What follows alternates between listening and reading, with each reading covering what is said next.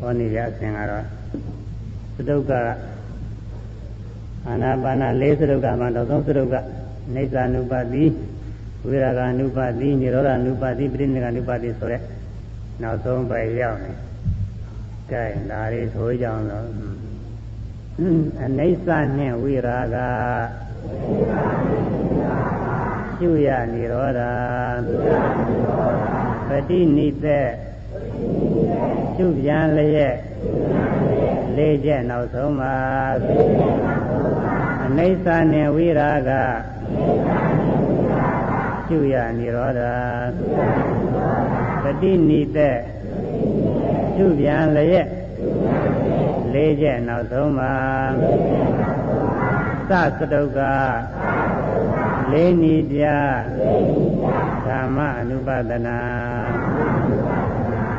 သတုကလေးနိအနိစ္စဟုရှုရမယ်ဝိရာဂရှုရမယ်និရောဓရှုရမယ်ပฏิနိတက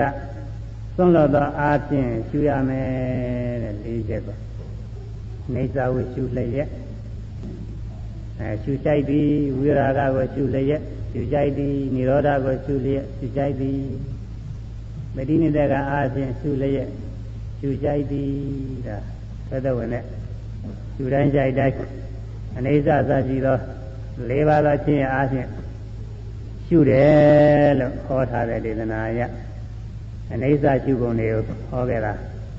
ဟိုအရင်သတင်းကားတွေကပြီးသွားပါပြီအနိစ္စ ानु ပါဒနာ7ပုံအနိစ္စရဲ့အနိစ္စလက္ခဏာအနိစ္စ ानु ပါဒနာရဲ့အနိစ္စ ानु ပါတိဤပုံရောက်ကုန်လို့သုံးခဲ့ပါပြီကွာဟောပြီးခဲ့တဲ့ဒီရဲ့သတင်းကလည်းဒုက္ခလက္ခဏာဒုက္ခ ानु ပါဒနာဟောခဲ့ပြီနောက်တစ်ခုကအနတ္တလက္ခဏာအနတ္တ ानु ပါဒနာဒါလည်းဟောပြီးပါပြီအဲဒီမှာအနတ္တဆိုတော့အနတ္တရဲ့ဆန့်ကျင်မဲ့အတ္တဆွဲဖို့အဲ့ဒါကိုဒီနေ့ကဟောခဲ့တယ်သာမိအတ္တအနိဝါစီအတ္တအာရကအတ္တဝေရကအတ္တဆိုလေးခုအဲ့ဒီအတ္တကိုသိမှအနတ္တကိုလည်းပိုင်ပိုင်နေသိတယ်အတ္တကိုကမသိလို့ရှိရင်အတ္တဇွဲကိုကသဘာဝမကြလို့ရှိရင်အနတ္တလည်းပဲမမကန်သိဖို့မဖြစ်နိုင်ဘူးသတိလူတွေအတ္တဇွဲနေတာကအဲ့ဒီလေးနည်းချင်းဇွဲနေတာပဲမိမိကိုယ်ထဲမှာအလိုရှိတိုင်းဆွဲရတဲ့အသက်ရှင်နေတဲ့အကောင်လေးရှိနေတယ်သာမီအတ္တဆိုဒီလိုလဲဆွဲနေတယ်ဆွဲရတယ်ကိုယ်ကိုဆွဲရတယ်ကိုယ်လိုရှိတိုင်းပြုလုပ်နိုင်တယ်သွားလာနိုင်တယ်ခံစားနိုင်တယ်ဒီလိုအောင်းမိတ်သာမီအတ္တပဲခန္ဓာကိုယ်ထဲမှာသက်ရှင်နေတဲ့အကောင်လေးအမြဲတမ်းတည်ရှိနေတဲ့မသေးခင်အတွင်းအမြဲရှိနေတယ်ဘယ်လိုလဲပဲသင်နေဆွဲလာနေဥစ္စေရာဒိဋ္ဌိသမားတွေကသိပြီးရင်တော့မရှိဘူးလို့ယူဆတယ်သာသနာဒိဋ္ဌိသမားတွေကတော့သိပြီးလည်းရှိနေသေးတာပဲဒီကိုယ်ရဲ့ဟိုကိုယ်ရဲ့ပြောက်ဟိုကိုယ်ရဲ့ဟိုကိုယ်ရဲ့ပြောက်တရားများလုံးသူကခန္ဓာကိုယ်အဟောင်းပြည့်ရင်ခန္ဓာကိုယ်အသစ်မှာပြောင်းလဲပြီးတော့သူကတီးနေတာပဲဒီအတ္တအသက်ကောင်လေးဘယ်တော့မှပြည့်တယ်လို့မရှိဘူးမပြည့်ဘူးသူကဒီလိုယူဆတယ်ပြည့်လို့လည်းမရဘူးဘယ်ဘုံမနည်းမှပြည့်လို့မရတော့သူအများအားတည်ရှိနေတယ်လို့ဒီလိုယူဆတယ်အဲဒါကသတ္တရာဒိဋ္ဌိခေါ်တယ်အဲကြောင့်ဒီတဘောအတဲမှာဆိုရင်တော့ခန္ဓာအိမ်ထဲမှာတစ်သက်လုံးအများအားတည်နေတယ်လို့ဒီလိုထင်တာပေါ့အဲဒါနိဝါတိအတ္တဆိုကာရကအတ္တဆိုအမူအရာကရိယာဟုသမျှတွေကိုဒီအတ္တကောင်ကအသက်ရှင်တဲ့ကောင်ကလှုပ်တယ်ကိုယ်လိုက်ဆံလိုက်ထိုင်လိုက်ထားလိုက်လှုပ်ရှားလိုက်ကိုယ်မူအရာမျိုးမျိုးတွေသူကလှုပ်တယ်လှုပ်မူအရာစကားမျိုးမျိုးတွေကိုဒီအတ္တကပဲစီမံဖန်တီးပြီးတော့ပြောနေတယ်စိတ်ကလည်းပဲစိတ်ကူးကြံစည်မှုတွေဟာဒီအတ္တကပဲကြောင်းညာဆိုင်ပြီးတော့အကြံစီမျိုးမျိုးတွေကြံစီစိတ်ကူးပြီးတော့နေတယ်ကိုမှုနှုတ်မှုစိတ်မှုတွေဟာအတ္တရဲ့အလုပ်ပဲလို့အတ္တကတုံနေတာပဲအသက်ရှင်တဲ့အကောင်ငါကောင်ကတုံနေတယ်လို့ဒီလိုယူဆဆွဲလာတာဒါကာရကအတ္တဆွဲခေါ်တယ်ဝေရကအတ္တဆွဲဆိုတာကတော့အကောင်ဆိုးတွေခံစားတာငါပဲအတ္တကောင်ကခံစားတယ်လို့ဒီလိုဆွဲလာမှာလေအဲ့ဒါတွေကဒီနေ့ကဟောပြီးခဲ့ပါပြီအဲ့ဒီအတ္တဆွဲတွေကဘယ်ကနေဖြစ်လာတော့ဆိုလို့ရှိရင်ကဏ္ဍ၄ပါးအကြောင်းပြုပြီးတော့ဖြစ်လာတယ်ကဏ္ဍ အဆိုင်ထဲတလုံးနဲ့တခဲတဲ့ထင်းနေလို့အမှားအားဖြင့်မိမိတို့သာနာမှာရှိနေတဲ့ယုံနာတရားတွေဟာခဏမစဲဖြစ်ပြနေလို့လည်းပဲတလုံးနဲ့တခဲတဲ့မဟုတ်ဘူးအသိနဲ့အဟောင်းနဲ့ဘာမှမရောဘူးတစ်ခုပြီးတစ်ခုတစ်ခုပြီးတစ်ခုတစ်ခုချင်းတစ်ခုချင်းဖြစ်နေတာဒါပဲမဲ့လို့သတ္တဝါတွေအများကတစ်ခုပြီးတစ်ခုဖြစ်တယ်လို့မထင်ဘူးစင်သာဝရတီးနေတယ်လို့ထင်တယ်တန်တဲ့တိကနာခေါ်တယ်ရှိကယုံနာနေနဲ့နောက်ကယုံနာနေကတယောက်တည်းပဲတကူတည်းပဲတကောင်တည်းပဲလို့မလို့ထင်နေပါတယ်အဲ့ဒါတန်တိကနာခေါ်တယ်တန်တိဆိုတာအစဉ်ပဲယုံနာအစဉ်ကိုတကူပြီးတခုဖြစ်နေတဲ့အစဉ်ကိုအများအားတီးနေတယ်လို့ထင်တာအိဋ္ဌလို့ဆွဲလမ်းတာလေအဲ့ဒီတန်တိကနာကနေဆွဲလမ်းတာရှင်းနောက်တရားခဏပြားလည်းရဲ့ပိုင်းခြားမပြငါကောင်းမှထင်လတန်တိပေါ်လာတန်တိကနာရီရှင်းနောက်တရားခဏပြားလည်းပိုင်းခြားမပြငါကောင်းမှပေါ်လာတန်တိကနာရီတန်တိကနာပေါ်နေတာရှင်းနောက်တရားတွေကဒီတရားကတခဏနောက်တရားကတခဏသူနောက်တရားကတခဏယုတ်တရားနာတရားနဲ့ဒုက္ခနာလေးနဲ့သူပဲဒုက္ခိတနဲ့သူဖြစ်ပြီးဒုက္ခိတနဲ့သူချုပ်သွားတာကြီးရဲ့ပဲအဟောင်းနေချုပ်သွားအတိတ်တရားနာကိုဆက်ပြီးတော့ဖြစ်လာအဲဒီလိုအသေးဟောင်းနေပြောင်းလဲနေတာပဲဒါပေမဲ့လို့ဖြစ်ခိုက်ကိုမကျွတ်မှတဲ့ပုဂ္ဂိုလ်ကဒါမပိုင်းခြားနိုင်ဘူးမပိုင်းခြားနိုင်တော့ရှိကယုံနာနဲ့နောက်ကယုံနာနေအတူတူပဲတခုတည်းပဲအများအားဒီနေတယ်လို့ဒီလိုထင်တာကိုအဲ့ဒါတဏှတိကနာခေါ်တယ်ရှင်းတော့ယုံနာအစဉ်ကိုတလုံးနဲ့တခဲတဲ့တခုတည်းပဲထင်တာတယောက်တည်းပဲတကူတည်းပဲဒီလိုထင်တာတဏှတိကနာတဏှတိကအစဉ်ယုံနာအစဉ်ကိုပဲကဏအဆိုင်ထဲတလုံးနဲ့တခဲတဲ့တခုတည်းအစိတ်မရှိဘဲနဲ့လုံးနဲ့တခဲတဲ့တခုတည်းတယောက်တည်းပဲတကူတည်းပဲလို့ဒီလိုထင်နေတာပေါ့အဲတဏှတိကနာခေါ်တယ်ဆိုင်ဆိုရမယ်ရှင်းနောက်တရားခဏပြားလျက်ပိုင်းခြားမပြငါကောင်းမှပေါ်လာတဏှတိခဏရီရှင်းနောက်တရားခဏပြားလျက်ပိုင်းခြားမပြငါကောင်းမှပေါ်လာတဏှတိခဏရီရှင်းနောက်တရားခဏပြားလျက်ပိုင်းခြားမပြငါကောင်းမှပေါ်လာတဏှတိကနာရီရှင်းနောက်တရားခဏပြားလျက်ပိုင်းခြားမပြငါကောင်းမှပေါ်လာတဏှတိကနာရီတော့ကြာမှဆိုရမယ်မရနင်တို့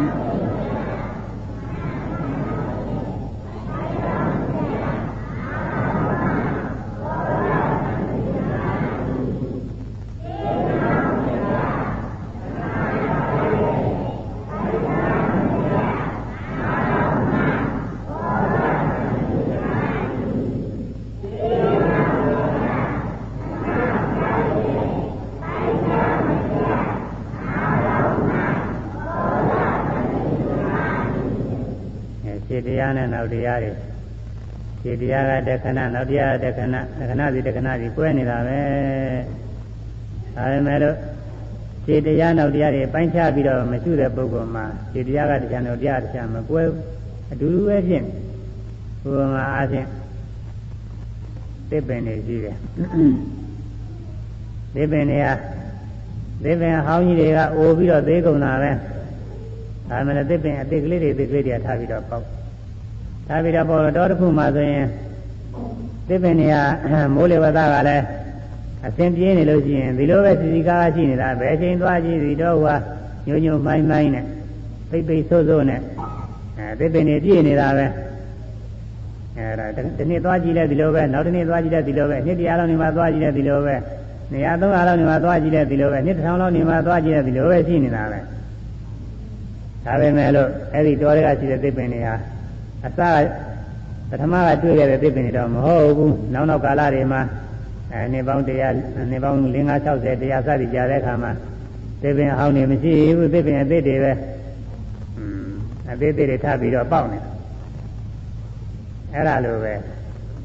သတ္တဝါတို့ဤတဏ္ဍမှာယုံနာတွေကအဟောင်းသေးတွေကြောင်းလဲနေတယ်တဲ့ဒီနည်းအားဖြင့်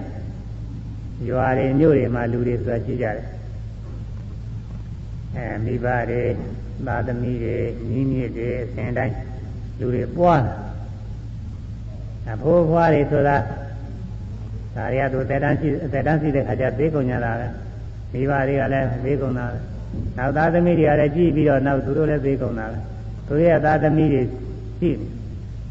ယ်သူတို့လည်းကြည့်ပြီးတော့ရှင်ဖြင့်အဖိုးဖွားရရောက်ပြီးတော့ဒီမှာသေးကုန်ကြတာပဲဒါပေမဲ့လို့အစာရေစားတို့ယာတိဥရုတို့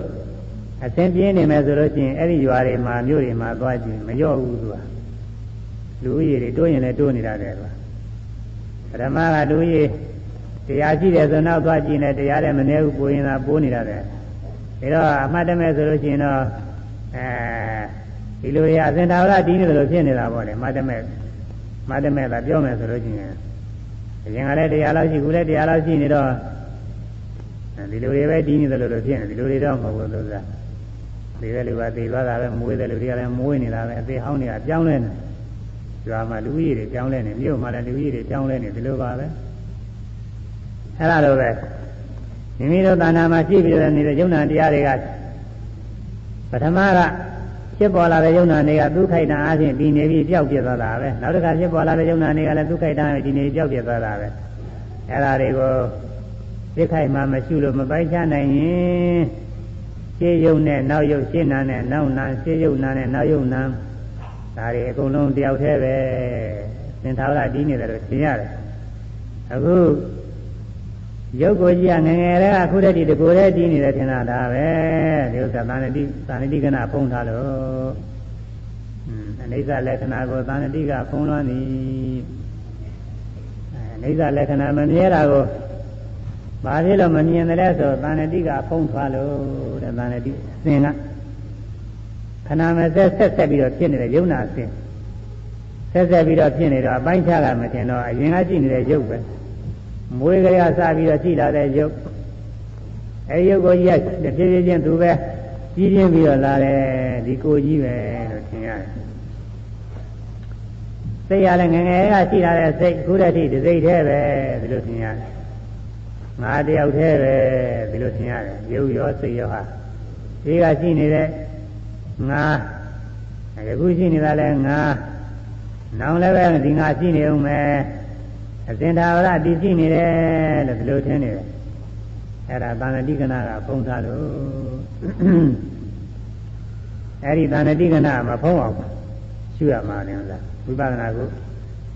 မြင်နိုင်ကြတဲ့ဓဝါ၆ပါးပေါ်တိုင်းနဲ့လိုက်ရှုနေတာသာဏတိကနာမဖုံးအောင်လို့စိတ်ခိုက်တရားလေးတွေလိုက်ရှုရ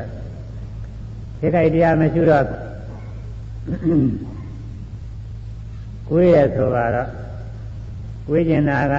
ကိုယ်ကျင်တဲ့စိတ်ကလေးကကျေဥစွာဖြစ်တဲ့ဒုက္ခနာတခုပဲကိုယ်တာကလည်းပဲအဲဒီကိုယ်ကျင်တဲ့စိတ်ဖြစ်ပြီးမှကိုယ်ရဲ့ရုပ်ဆိုတာဖြစ်လာ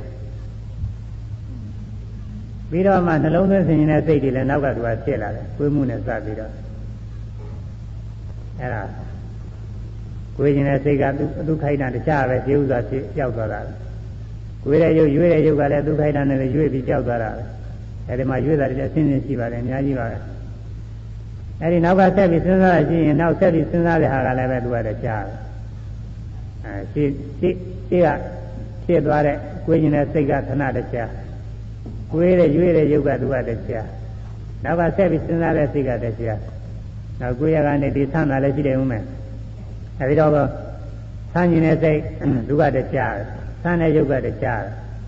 နောက်ကစဉ်းစားတာရှိရင်စဉ်းစားတဲ့စိတ်ကတခြားအဲဒါဒုက္ခိတနဲ့သူတစ်ခုစီပဲအဲဒီလိုတစ်ခုစီခိုက်တာအဖြစ်ဖြစ်နေတာတည်းမရှုတဲ့မမှတ်တဲ့ပုဂ္ဂိုလ်မှာတော့အတူတူပဲဖြစ်နေတယ်ကိုယ်ကျင်တာရောကိုယ်တာရောဆန်းကျင်တာရောဆန်းတာရောကိုယ်မူရတဲ့ပြုလုပ်နာဟာတယောက်တည်းတကိုယ်တည်းပဲဖြစ်ထိုင်ရနေပြီးထသွားလမ်းလျှောက်ညာလမ်းဘယ်လမ်းလမ်းလျှောက်နေအဲဒီမှာလည်းပဲခြေတလန်းကအခိုက်တန်ကဖြစ်တဲ့ယုံနာနေခြေတလန်းမရောက်ဘူးညာလန်းတော့ကယုံနာညာလန်းတော့နေပဲပြတ်သွားတာပဲမရှိဘူးဘယ်လန်းတော့ကယုံနာဘယ်လန်းတော့နေပြတ်သွားတာမရှိဘူးခြေတလားအတွင်းမှာလည်းပဲအစိပိုင်းလိုက်လို့ရှိရင်ကြွတာတစ်ပိုင်းလှမ်းတာတစ်ပိုင်းချတာတစ်ပိုင်းအနည်းဆုံး၃ပိုင်းရတယ် ဒါဓမ္မပြထားတာတော့6ပိုင်းတော့ပြထားပါတယ်ဝိပဿနာဉာဏ်ရှင်းလို့ရှိရင်6ပိုင်းမှကလည်းပဲစိတ်ပိုင်းခြားပြီးတော့သိနိုင်ပါတယ်အဲ့ဒါတွေကဒီတလားအတွင်းမှာကိုဒုက္ခိတနဲ့သူယုံနာနေရသွားခြင်းနဲ့စိတ်နဲ့သွားယုတ်နှလုံးသွင်းတဲ့စိတ်ကြားထဲပါတယ်ဒုက္ခိတနဲ့သူဖြစ်ပြီးကြောက်လိုက်နေတဲ့တရားတွေဒီအဲ့ဒါတွေကိုသိခိုက်မှမမှတ်တော့ဘယ်နဲ့ထင်နေတော့ဆိုတော့သွားနေတာငါပဲငါတယောက်တည်းပဲမသွားခင်ကစဉ်းစားတဲ့စိတ်လည်းငါပဲသွားတဲ့ယုတ်တွေလည်းငါပဲညာလန်းကလည်းငါပဲဘယ်လန်းကလည်းငါပဲညာလန်းနဲ့ဘယ်လန်းနဲ့ကလည်းတယောက်တည်းပဲဒီကိုယ်တည်းပဲတလန်းအတွင်းမှာလည်းအစိစိပိုင်းပိုင်းနေရှိတယ်အဲ့ဒါတွေကတော့ဒါမထင်တော့တာပါပဲဒါတွေကတော့အခါမြင်တယ်မြင်ပြီးတော့လည်းစဉ်းစားတယ်တဲ့ဒါမြင်တာကတခြားစဉ်းစားတာလည်းကြားပဲမြင်တာကမြင်ပြီးကြောက်သွားတယ်စဉ်းစားတာစဉ်းစားပြီးကြောက်သွားတယ်နောက်တစ်ခါကြားကြတယ်ကြားတာလည်းကြားပြီးကြောက်တယ်နောက်စဉ်းစားတာပေါ်လာကြတယ်နောက်ပြီးတော့ကြားပြီးတော့တစ်ခါမြင်လည်းမြင်မှာပေါ့တယ်အဲ့ဒါတွေမြင်တာတော့ကြားတာတော့စဉ်းစားတာတော့တွေးကြည့်တာတော့ဒါတွေဒီ၄ခုလောက်ကတော့ဒါကသိလို့ရှိနေပါတယ်အနတ်နာနဲ့စားတယ်ဆိုတာတော့ဒါတစ်ခါမှရှိတယ်နားကြရှိတဲ့ခါမှနားနဲ့သမင်းစားတဲ့ခါတောက်ကြရှိတာတွေတောက်တဲ့ခါဒီလိုခါမှစားတာတောက်တာတွေကရှိတယ်ဒီရင်ခါတွေမှာအများအားရှိနေတာကတော့မျက်စိဖွင့်ထားမယ်ဆိုရင်မြင်မှာပဲနားကလည်းကြားကြရှိနေမှကြားကြကလည်းပဲလုံးမရှိအောင်တိတ်ဆိတ်နေတာနားကြားတယ်ဒီခုတော့ကြားနေမှာနောက်ပြီးတော့တွေးထီတာကလည်းဒီကိုယ်လုံးမှာတွေးထီတဲ့နေရာကတော့ရှိနေမှာပဲသူကအများအားလည်းရှိပါတယ်အဲဒါစိတ်ကူးစဉ်းစားကြံနေတယ်ဆိုတာလည်းရှိနေမှာပဲအဲဒီ၄မျိုးရှိနေရမှာမြင်တာပြီးစိတ်ကူးတာဖြစ်တယ်ပြီးတော့ကြားတာဖြစ်တယ်ပြီးတော့စိတ်ကူးတာဖြစ်တယ်ပြီးတော့မြင်တာလည်းဖြစ်နေရှင်းမယ်ဒီကအတွေ့အထိတာအဲ့ဒီလည်းရောက်သွားမယ်တွေ့ထိတာပြီးစိတ်ကူးတာဖြစ်မယ်နောက်တစ်ခါလည်းပြန်တွေ့ထိခြင်းတွေ့ထိမယ်နောက်တစ်ခါကြားခြင်းလည်းကြားမယ်နောက်တစ်ခါမြင်ခြင်းလည်းမြင်မယ်အဲ့ဒီမြင်တာကြားတာတွေ့ထိတာစိတ်ကူးတာဒီလေးခုကတစ်ခုပြီးတစ်ခုအကြောင်းအားလျော်ဆင်းသင်းတယ်လို့တစ်ခုပြီးတစ်ခုဆက်ပြီးတော့ရှင်းတယ်အဲ့ဒီလိုရှင်းနေတာလည်းမရှင်းမှတဲ့ပုဂ္ဂိုလ်ကတော့ရှင်းတဲ့နောက်တွေကမခွဲခြားနိုင်ဘူးမြင်တာကတခဏစဉ်းစားတာတခဏကြားတာတခဏစဉ်းစားတာတခဏဒုတိယတခဏစဉ်းစားတာတခဏဒီလိုခဏလေးတွေတစ်ခုစီကွဲရနေရှင်းနောက်တရားတဲ့ရှင်းတရားကခဏတစ်ခုနောက်တရားခဏတစ်ခုသူနောက်တရားခဏတစ်ခုရှင်းနောက်တရားခဏပြားလေခဏအချင်းကွဲပြားနေတာပါပဲဒါပေမဲ့လို့ပိုင်းခြားမတရားမကျွတ်မလို့ရှင်းခဏနဲ့နောက်ခဏနဲ့မကွဲပြားဘူးတဲ့မြင်တာနဲ့စဉ်းစားတာကြားတာနဲ့စဉ်းစားတာမြင်တာနဲ့ကြားတာအစသည်ဖြင့်ဒါတွေတခြားစီမပိုင်းခြားနိုင်ဘူးမပိုင်းခြားနိုင်တော့ဘယ်နဲ့ဖြစ်တော့ဆိုတော့မောလတဏ္ဍိကနာရီတဏ္ဍိရှင်းတော့အသင်နဲ့တစ်စင်းနဲ့အသင်ရလို့တော့မဟုတ်ပါဘူးတခုတည်းတည်နေတယ်လို့ပြောထင်တော့တာပဲငါတယောက်တည်းပဲဒီနေ့လို့မနေ့ကနေပြီးအေယာဂါထသွားလာလှုပ်ရှားနေတာတွေတယောက်တည်းပဲထိုင်နေတာရောစားနေတာရောစကားပြောနေတာရောကြည့်တာရောမြင်တာရောကြားတာရောစဉ်းစားဆင်ခြင်တာရောငါတယောက်တည်းပဲဘယ်လိုထင်လဲဒီနေ့သာမဟုတ်ဘူး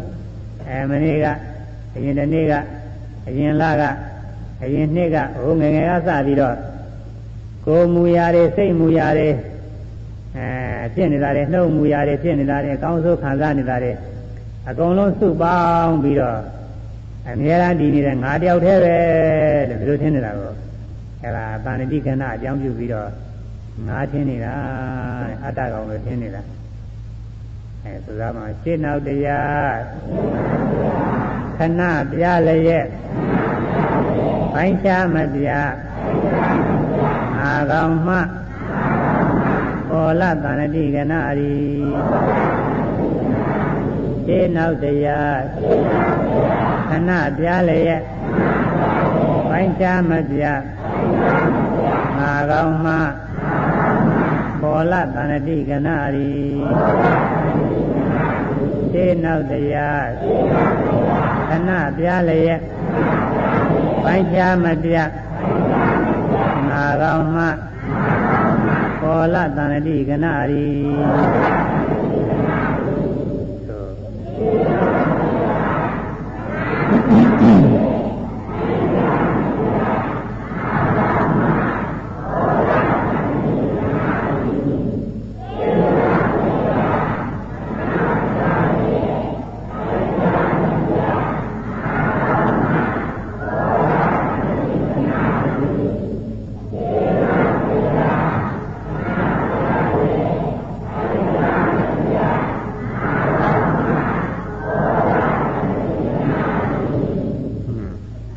အဲဒီသာရတိကနာတွေပေါ်နေတော့အနိစ္စမမြဲဘူးဆိုတာလည်းမထင်ဘူးမြဲနေတာပဲငယ်ကရှိနေတဲ့ရုပ်ပဲအခုရုပ်ငယ်ကရှိနေတဲ့စိတ်ပဲအခုစိတ်ငယ်ကသိနေတဲ့ငါပဲအခုငါအဲဒီလိုပဲမြဲတယ်လို့ထင်နေပါတယ်ငါတကူလည်းတယောက်တည်းတည်နေတာပဲသေပြီးတယောက်တယောက်တည်းပဲဒီလိုထင်တယ်ဥစ္စေရအရေးကြီးတဲ့ပုဂ္ဂိုလ်သေပြီးတော့ဘာမှသဏ္ဍာန်ချဝယ်မရတော့သေပြီးရင်ဘာမှမရှိဘူးမသေးခင်ရှိနေတယ်ဒီလိုယူဆသာသနာယူတဲ့ပုဂ္ဂိုလ်သေပြီးလည်းပဲဒီကသေတဲ့ခါမှာဒီရုပ်ကိုကြီးတဲ့အတ္တအသက်ရှင်နေတဲ့ကောင်လေးကထွက်သွားပြီးတော့ဒီပြင်ခန္ဓာအသေးထဲမှာသွားပြိဋိနေတယ်အဲဒီဘဝကခန္ဓာအိမ်ပြည့်တယ်လို့ရှိရင်ဒီပြင်ခန္ဓာအိမ်အသေးထဲမှာနေတယ်ဘယ်တော့မှမပြည့်ဘူးအတ္တကတော့မပြည့်ဘူးခန္ဓာအိမ်သာပြည့်တယ်လို့အဲဒီလိုယူဆပါတယ်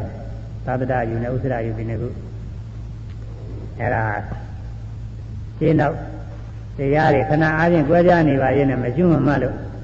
သူခဏနဲ့သူမပိုင်းခြားနိုင်ဘူးမပြတ်ဘူးတဲ့အပြတ်မတင်ဘူးပြတ်မတင်တော့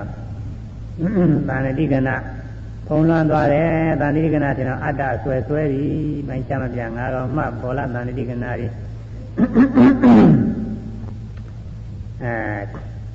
ယုံနာတရားတွေယုံနာတရားတွေကို၄ပါးကနာ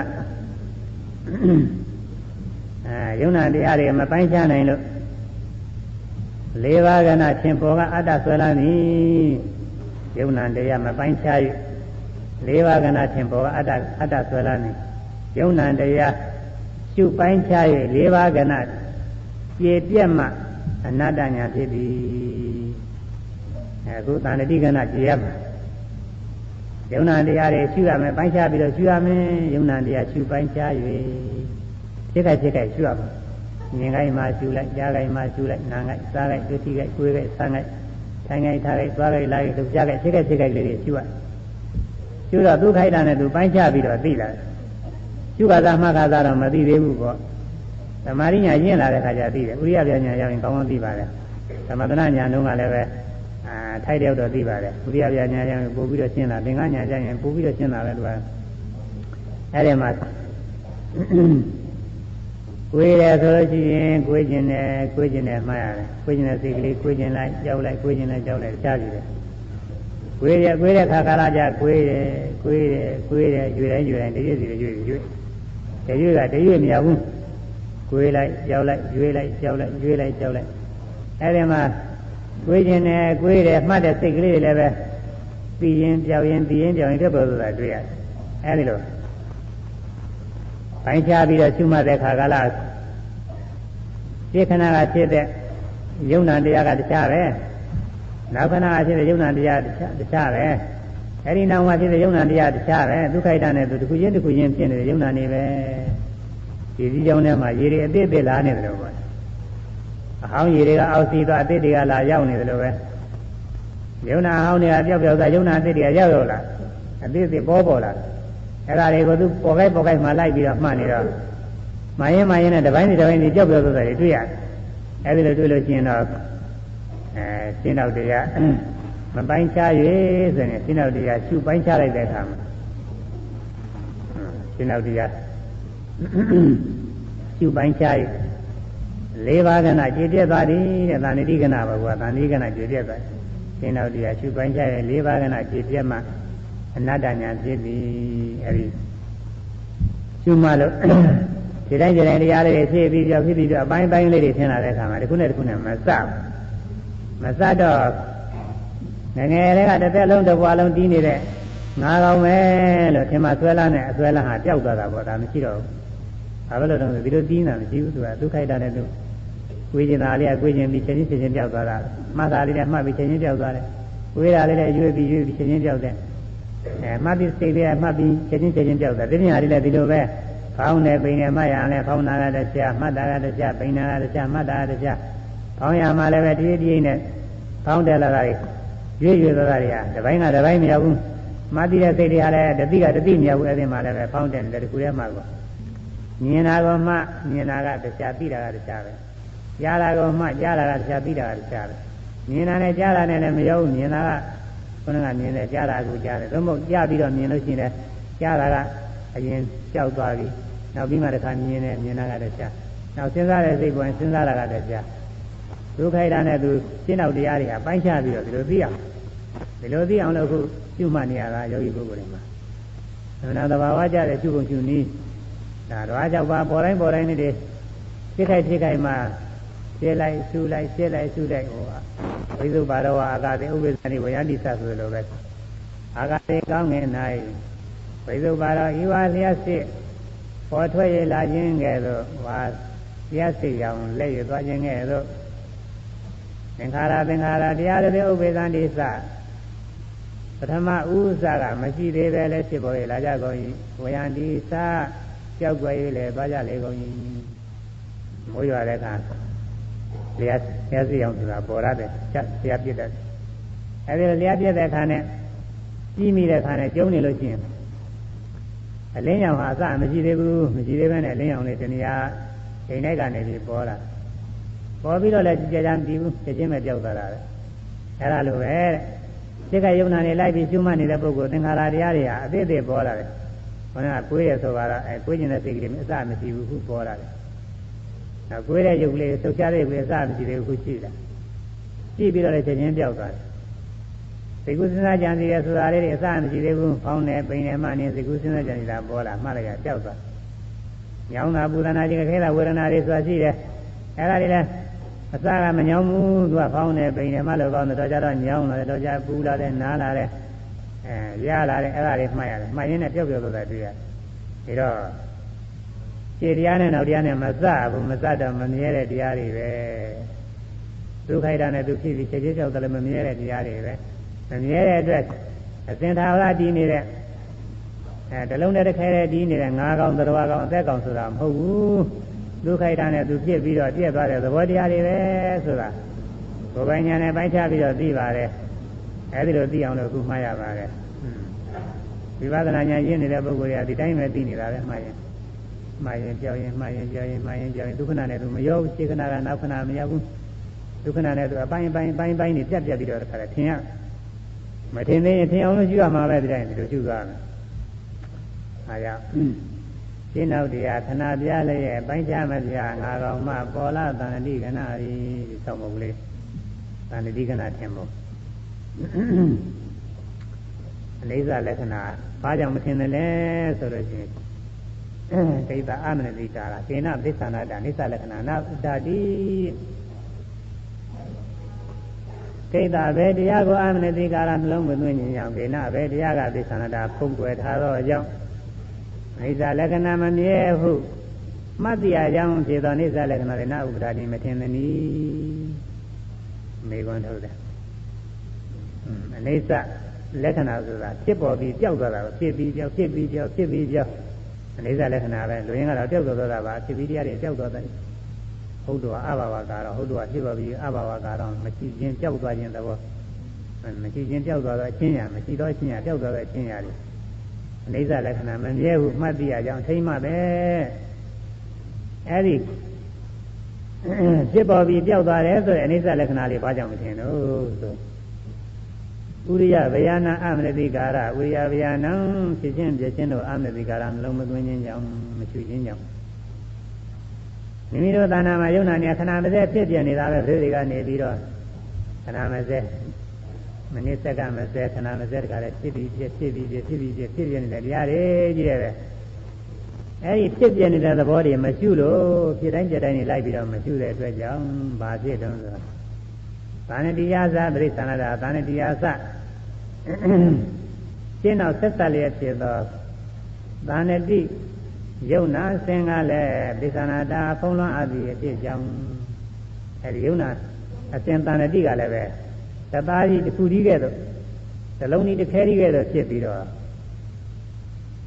ဒါသူကဖုံးလွှမ်းထားတယ်ဖုံးကွယ်ထားတယ်ဖုံးကွယ်ဆိုတော့ကြားမဝဲဒီသာဏတိဇလုံးကြီးတစ်ခဲကြီးပေါ်လာပဲတစ်ဆက်ကြီးအပြတ်မရှိပဲနဲ့သသားကြီးဖြစ်ပြီးတော့သိတဲ့ညာထဲမှာသင်ပေါ်နေအဲ့ဒါဖုံးလွှမ်းတယ်ခေါ်တယ်သူကဝင်ပြီးတော့ပေါ်နေဖြစ်ပြီးကြောက်တာလည်းမမြဲဘူးဆိုတာလေးသိရမယ်ဥစ္စာအဲ့ဒါမသိရအောင်ဖြစ်ပြီးကြောက်တာကမပေါ်ရှင်းတော့တဇတ်တဲ့အများရန်ကြံနဲ့တီးနေတဲ့နေရာချင်းသိကူးတဲ့ညာထဲမှာထင်းနေရတယ်အဲ့ဒါသာဏတိကနာပေါ်နေတာတဲ့သာဏတိကနာပေါ်နေတော့ နေဇာလက္ခဏာနာဥပထာတိနေဇာလက္ခဏာမတင်ဘူးနေဇာလက္ခဏာမတင်နာလက္ခဏာလည်းမတင်ဘူးဥရိယဗျံပဏမနတိကတဝဥရိယဗျံဖြစ်ပြကောမနတိကတံလုံးသိရဲ့သာနတိယရှင်းနောက်ဆက်စားလျက်ဖြစ်သောရှင်းနောက်ဆက်စားလျက်မပြတ်ဖြစ်နေသောယုံနာစဉ်သာနတိကိုဝိကောပိတယဖြစ်စီအပ်ပြီးရှိသောအိဇာလက္ခဏာမမြဲဟုမှတရားကြောင့်ဖြစ်သောအိဇာလက္ခဏာသည်ယထာဝတာရတတောမှရင်သောသူသဘောလက္ခဏာအချင်းဥပထာတိသင်လေတော့ဤအဖြစ်ပြက်ကိုရှုပါတဲ့စိတ်တိုင်းစိတ်တိုင်းနဲ့လိုက်ရှုပါကိုမြင်တိုင်းကြားတိုင်းနားတိုင်းစားတိုင်းတွေ့ရှိတိုင်းကိုယ်ရဲ့စားတိုင်းလှုပ်ရှားတဲ့စိတ်ကူးစကြံစီတိုင်းစိတ်တိုင်းစိတ်တိုင်းနဲ့လိုက်ရှုပါတဲ့စိတ်တိုင်းစိတ်တိုင်းလိုက်ရှုရင်ဖြစ်တာအစလည်းပေါ်မှာပဲသုံးလည်းပေါ်မှာပဲစောင့်ကြည့်နေမှပေါ်တယ်စောင့်မကြည့်ပဲနဲ့လည်းကားစဉ်းစားလို့ကတော့ကျင်းမှုကျင်းမှုတွေပဲထင်နေမှာတော့စားရဲကပါတယ်တဲ့မှတ်ထားတာပညာသိတွေအဲ့ဒါတွေကိုပဲတချို့ကအတိကောင်းကြီးလုပ်ပြီးတော့သူတို့ကအထင်ကြီးနေတာဒီလိုဖြစ်ခဲ့ရုံနာနေရှုတာတော့သူတို့ကဟုတ်တယ်လို့တော့တဲမထင်သေးဘူးသူတို့သိတာမှအသိမှန်လို့ထင်နေတယ်သဘာဝကျတယ်လို့ထင်နေအဲ့ဒါကပညာသိပဲသာဝေကျမ်းကနေကပြောထားလို့သူတို့မှတ်တာကိုယ်တိုင်မှတွေ့တာမှမဟုတ်ပဲကိုယ်တိုင်တွေ့တာမဟုတ်ဘူးဘာသာတခြားကနေပြီးလာသောရဏလို့ချင်းသူဖြေပြတတ်တယ်ရုံနာနေခဏမစဲဖြစ်ပြနေတယ်ဆိုတော့ဘယ်လိုလုပ်တွေ့တော့ဘယ်လိုလုပ်သိအောင်ဆိုရင်အဲ့ဒါဖြေရခဲ့တယ်ကိုယ်တိုင်မတွေ့ထားရင်ဒီလိုဖြစ်ပါတယ်သူကသာဝေကျမ်းကနေကပြောလို့ဆိုရမှာပဲအခုဖြစ်တဲ့ယောဂီဖြစ်တဲ့ကိုရှုနေတဲ့ယောဂီတွေမှာတော့ကိုယ်တိုင်းကိုတွေ့ထားတာဒီလိုရှုဒီလိုတွေ့နေတဲ့ဒီတိုင်းလိုက်ရှုစပေါ်လိုက်ဆုံးလိုက်စပေါ်လိုက်ဆုံးလိုက်အပိုင်းပိုင်းလေးတွေတွေ့အဲ့ဒါကြောင့်ဖြစ်ပြီးကြောက်တယ်လို့မမြဲဘူးဆိုတာသိရအဲ့ဒီအဖြစ်အပျက်ကိုလိုက်ရှုနေလို့ရှိရင်တဲ့ခြေတရားနဲ့နောက်တရားနဲ့ဆက်ဆက်ပြီးသင်တဲ့သားနဲ့ဒီလည်းမသင်တော့ဘူးတဲ့မစပ်ဘူးတခြားစီတခြားစီတင်တယ်ဘယ်လိုလုပ်ဆိုလို့ရှိရင်ဒီကာရဖွင့်တယ်တန်ချောင်းလေးတွေတန်လုံးလေးတွေနဲ့စီထားတယ်လို့ပါပဲတဲ့ဝရဏာတို့ဘာတော့မှတန်လုံးတို့ဘာလို့ဆိုတာစီထားတာပါတဲ့အမတ်တမဲ့ကြီးလို့ရှိရင်တော့တစ်ဆက်တည်းပဲပြိနေတယ်ဒီကြာအနန္တသွားပြီးကကြည့်လို့ရှိရင်တစ်လုံးစီပဲတချို့ဝရဏာကျဲရိုက်ထားလို့ရှိရင်အဲဒီကြားတဲ့လက်တွေပါတော့ထိုးလို့ချိုးလို့ရပါသေးတယ်ဒီခုနဲ့ဒီခုနဲ့မစဘူးဒါပေမဲ့အဝေးကနေကြည့်ရင်တော့တစ်ဆက်တည်းပြိနေတယ်အဲ့ဒါလိုပဲအမတ်တမဲ့နေတဲ့ပုဂ္ဂိုလ်တွေမှာစိတ်တရားနောက်တရားတွေခဏမပြခဏပြနေပြီမဲ့လို့မကွဲပြားဘူးစိတ်တရားကတခုနောက်တရားတခုဒီလိုကွဲပြားရင်မသိဘူးစိတ်တရားနဲ့နောက်တရားနဲ့အတူတူပဲလို့ထင်တယ်ဒီစားတိဇလုံးဒီတစ်ခဲလေးနေရတယ်ထင်နေတယ်ထင်နေတော့အိဋ္ဌမမြဲဘူးဆိုတာမထင်ဘူးမြဲတယ်လို့ပဲထင်တယ်အခုဖြစ်ခဲ့ရုံနာလေးတွေမှာတော့မြင်တာမှကြားတာမှနာနာမှစားတာမှသိတာမှသိတာမှဝေတာမှဆန္ဒမှလှုပ်ရှားပြင်းတာမှစိတ်ကူးစကြံစီတာတွေမှနာကျင်ခဲ့တဲ့ဝေဒနာတွေဖြစ်ပေါ်ရင်မှဒီတိုင်းကျနေမှတော့မတိုင်းမှလည်းဖြစ်ပြီးကြောက်သွားတာလေးတွေတစ်ပိုင်းတစ်ပိုင်းတွေရှေ့ကဖြစ်တာတစ်ခြားနောက်ကဖြစ်တာတစ်ခြားရှေ့ကဖြစ်တာရှေ့တွေမဲ့ကြောက်တာနောက်ကဖြစ်တာနောက်ပဲကြောက်တာပဲအစဉ်တိုင်းပဲသူကမြင်တာတောင်မှတမြင်နဲ့မရောက်ဘူးပထမမြင်တယ်မှလိုက်တမြင်ကြောက်သွားတာနောက်တစ်ခါမြင်တယ်မှလိုက်တမြင်ကြောက်နောက်တစ်ခါမြင်တယ်မှလိုက်တမြင်ကြောက်အကြာကြီးကြည့်နေပဲမဲ့လို့အဲ့ဒီမြင်တာလေးတွေပိုင်းမှနေလို့ရှိရင်တမြင်ဟာမရောက်ရှင်းမြင်တော့မြင်တယ်တခြားစီပဲပဂရိပုဂ္ဂိုလ်တော့ကြာကြီးမြင်နေတယ်ထင်ပါလေကြားတာတည်းလည်းဒီတိုင်းပဲမမတဲ့ပုဂ္ဂိုလ်တွေမှာချင်းကြားတာဟာတရားလည်းပဲတယောက်တည်းကနေပြီးကြားနေတယ်လို့သူတို့ထင်တယ်မှလို့ရှိရင်တော့ကြားတိုင်းမှကြားတယ်မှကြားပြီးရင်ပြောင်းရင်ကြားပြီးရင်ပြောင်းရင်နားလည်းရောက်ပြီးကြားပြီးရင်ပြောင်းရင်ကြားပြီးရင်ပြောင်းရင်နဲ့တစ်ပိုင်းနေပဲအဲဒီလိုထင်တော့ရှင်းအောင်ဆက်ဆက်နေတဲ့တာဏိတိပညာမပေါ်တော့ဘူးတဲ့ဒီဥစ္စာခွာပြီးသားဖြတ်ပြီးသားဖြစ်သွားပြီတဲ့အဲဒီလိုဖြတ်ပြီးသားဖြစ်သွားတော့ဖြစ်ပြီးအပြောက်မမြဲဘူးဆိုတာသူ့သဘောတိုင်းပဲထင်ပေါ်ပါလေကိုကတမင်ကဖြတ်မကြည့်ရပါဘူးဖြစ်ခဲ့ရုံနာလေးရှုနေရင်တာဏိတိကနာပြက်ပြီးအိဋ္ဌလက္ခဏာထင်ပြီးအိဋ္ဌလက္ခဏာထင်လို့ရှိရင်ဖြင့်တစ်လုံးတစ်ပွားလုံးအမြဲတမ်းတည်နေတဲ့အတ္တကောင်မဟုတ်ဘူးဤကိုယ်ထဲမှာအမြဲတမ်းတည်နေတဲ့ငါကောင်ရှိသည်ဟုထင်တာနိဝါတိအတ္တအဲ့ဒီနိဝါတိအတ္တဆိုရင်မရှိဘူးတစ်လုံးတစ်ပွားလုံးတကူတဲ့ကောင်လေးတည်နေတဲ့အတ္တလေးအကောင်လေးအသက်ရှင်တာလေးရှိတယ်လို့ဒီလိုဆွဲလန်းတဲ့နိဝါတိအတ္တဆိုရင်မရှိတော့အနတ္တဖြစ်သွားပြီအဲဒီနိဝါတိအတ္တကပဲသာမီအစိုးရတယ်ဆိုတာလဲသူလည်းအမြဲတည်နေတာပဲကာရကပြုတ်လို့တယ်ဆိုတာလည်းပဲအမြဲတည်နေတဲ့အတ္တကပြုတ်လို့တာပဲဝေဒကခံစားတယ်ဆိုတာအတူတူပဲတရားလေးသူ့ဂုံနဲ့မို့လေးမျိုးခွဲထားတာဆွဲလန်းပုံမှာအတူတူပဲနိဝါတိအတ္တဆိုပြောက်သွားလို့ရှိရင်တရားတွေလည်းအကုန်လုံးပြောက်တော့တာပဲဒုက္ခိတနဲ့သူဖြစ်နေတဲ့ယုံနာတရားတွေပဲဒီလိုပိုင်းခြားပြီးတော့သိတယ်ဒါကြောင့် စိတ်ခိုက်တရားရှုပိုင်းခြား၍လေးပါးကနာခြေပြဲမှအနတ္တညာဖြစ်သည်တဲ့အဲဒါသောမှုနောင်နာကြမှာရှိပါတယ်အပေါင်းလိုက်ဥဒိယအနိစ္စလက္ခဏာနဲ့လည်းအဲ့ဒါနဲ့ဆက်ရမှာစိတ်ခိုက်တရားရှုပိုင်းခြား၍ခြေခိုက်ခြေခိုက်မှမြင်ခိုက်ကြားခိုက်နာငယ်စားခိုက်ခြေခိုက်ခြေခိုက်မှရှုပိုင်းခြားပြီးတော့ရှုပါပိုင်းခြားရှုရင်တစ်ပိုင်းတစ်ပိုင်းလေးပြတ်ပြီးတော့ထင်ပါလိမ့်မယ်စိတ်ခိုက်ကနာရှုစိတ်ခိုက်တရားရှုပိုင်းခြား၍လေးပါးကနာကြည်ပြတ်မှကနာလေးပါးလည်းခုသံဃိကနာပေါ့ရှင်းတော့စနေလေသံဃိကနာကြည်ပြတ်သွားလိမ့်မယ်ရှင်းတော့စနေလေတစ်ဆက်တည်းပဲလို့ထင်တာမရှိတော့ဘူးအဲဒီတော့နာကြည်ပြတ်သွားတာအိဋ္ဌလည်းထင်တယ်အနတ္တအမြဲတမ်းဒီနေတဲ့ငါကောင်လေးဆိုတာမရှိဘူးဆိုတာရှင်းပြီးတော့သိလာတော့ကြောင့်ဆိုတာမှစိတ်ခိုက်တရားရှုပိုင်းခြား၍လေးပါးကနာကြည်ပြတ်မှအနတ္တညာဖြစ်သည်စိတ်ခိုက်တရားရှုပိုင်းခြား၍လေးပါးကနာကြည်ပြတ်မှအနတ္တညာဖြစ်သည်စိတ်ခိုက်တရားရှုပိုင်းခြား၍လေးပါးကနာကြည်ပြတ်မှအနတ္တညာဖြစ်သည်စိတ်ခိုက်တရားရှုပိုင်းခြား၍လေးပါးကနာကြည်ပြတ်မှအနတ္တညာဖြစ်သည်အဲဆိုကြတော့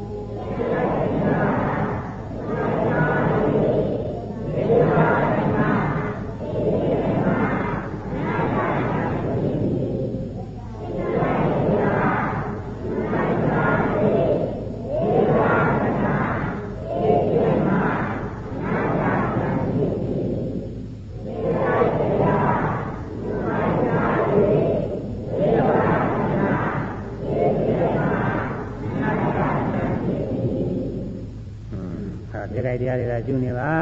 တဲ့စိတ်ကြိုက်တရားကျူလို့ချင်းသူစိတ်ကြိုက်လေးကျူတော့ဖြစ်ပြီးကြောက်ဖြစ်ပြီးအပိုင်းပိုင်းနေရတာဘာမှဆင်းရဲနေကြမလို့ဘူးတွေးတော့နေကြမလို့ဘူးတချို့တော့အဲဒီသာဏတိကနာပြအောင်လို့တမင်ကစိတ်ချေဆက်ကြည့်နေရတာကို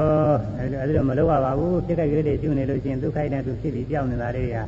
သုသဘာဝတိုင်းသူထင်တယ်ဒါလို့ထင်တော့သာဏတိကနာမရှိဘူးသစ္စာတဲ့အသင်္ထာဝရတည်နေတာမရှိဘူးသံဃိကနာပြည့်အသင်္ထာဝရတည်နေတာရှိတော့မမြဲဘူးမြဲတဲ့တရားမဟုတ်ဘူးတစ်သက်လုံးတစ်ဘဝလုံးတကူတဲ့တစ်ကောင်နဲ့တယောက်တည်းတည်နေတဲ့အတ္တကောင်အသက်ကောင်လည်းမဟုတ်ဘူးဒုက္ခိုက်နဲ့သူဖြစ်ပြီးပြည့်နေတဲ့သဘောတရားများပဲတဲ့ညာထဲမှာဒီလိုသိရဒီလိုရှင်းပြီးတော့သိရဒီကိတရားရှုပိုင်းခြားရဲ့၄ပါးကနာခြေပြတ်မှအနတ္တညာဖြစ်ပြီးဒါရောက်ဆိုရတယ်အဲဒါသာဏတိကနာအကြောင်းကတော့တော်တော်သဘောပေါက်တော့ပါသမုဟကနာသွားရယုံနာအမြသဘောပြလည်းရဲ့ပိုင်းခြားမပြငါကောင်မှပေါ်လာသမုဟကနာသူကသမုဟအပေါင်းလိုက်ဆုလိုက်သူကထင်တာသူက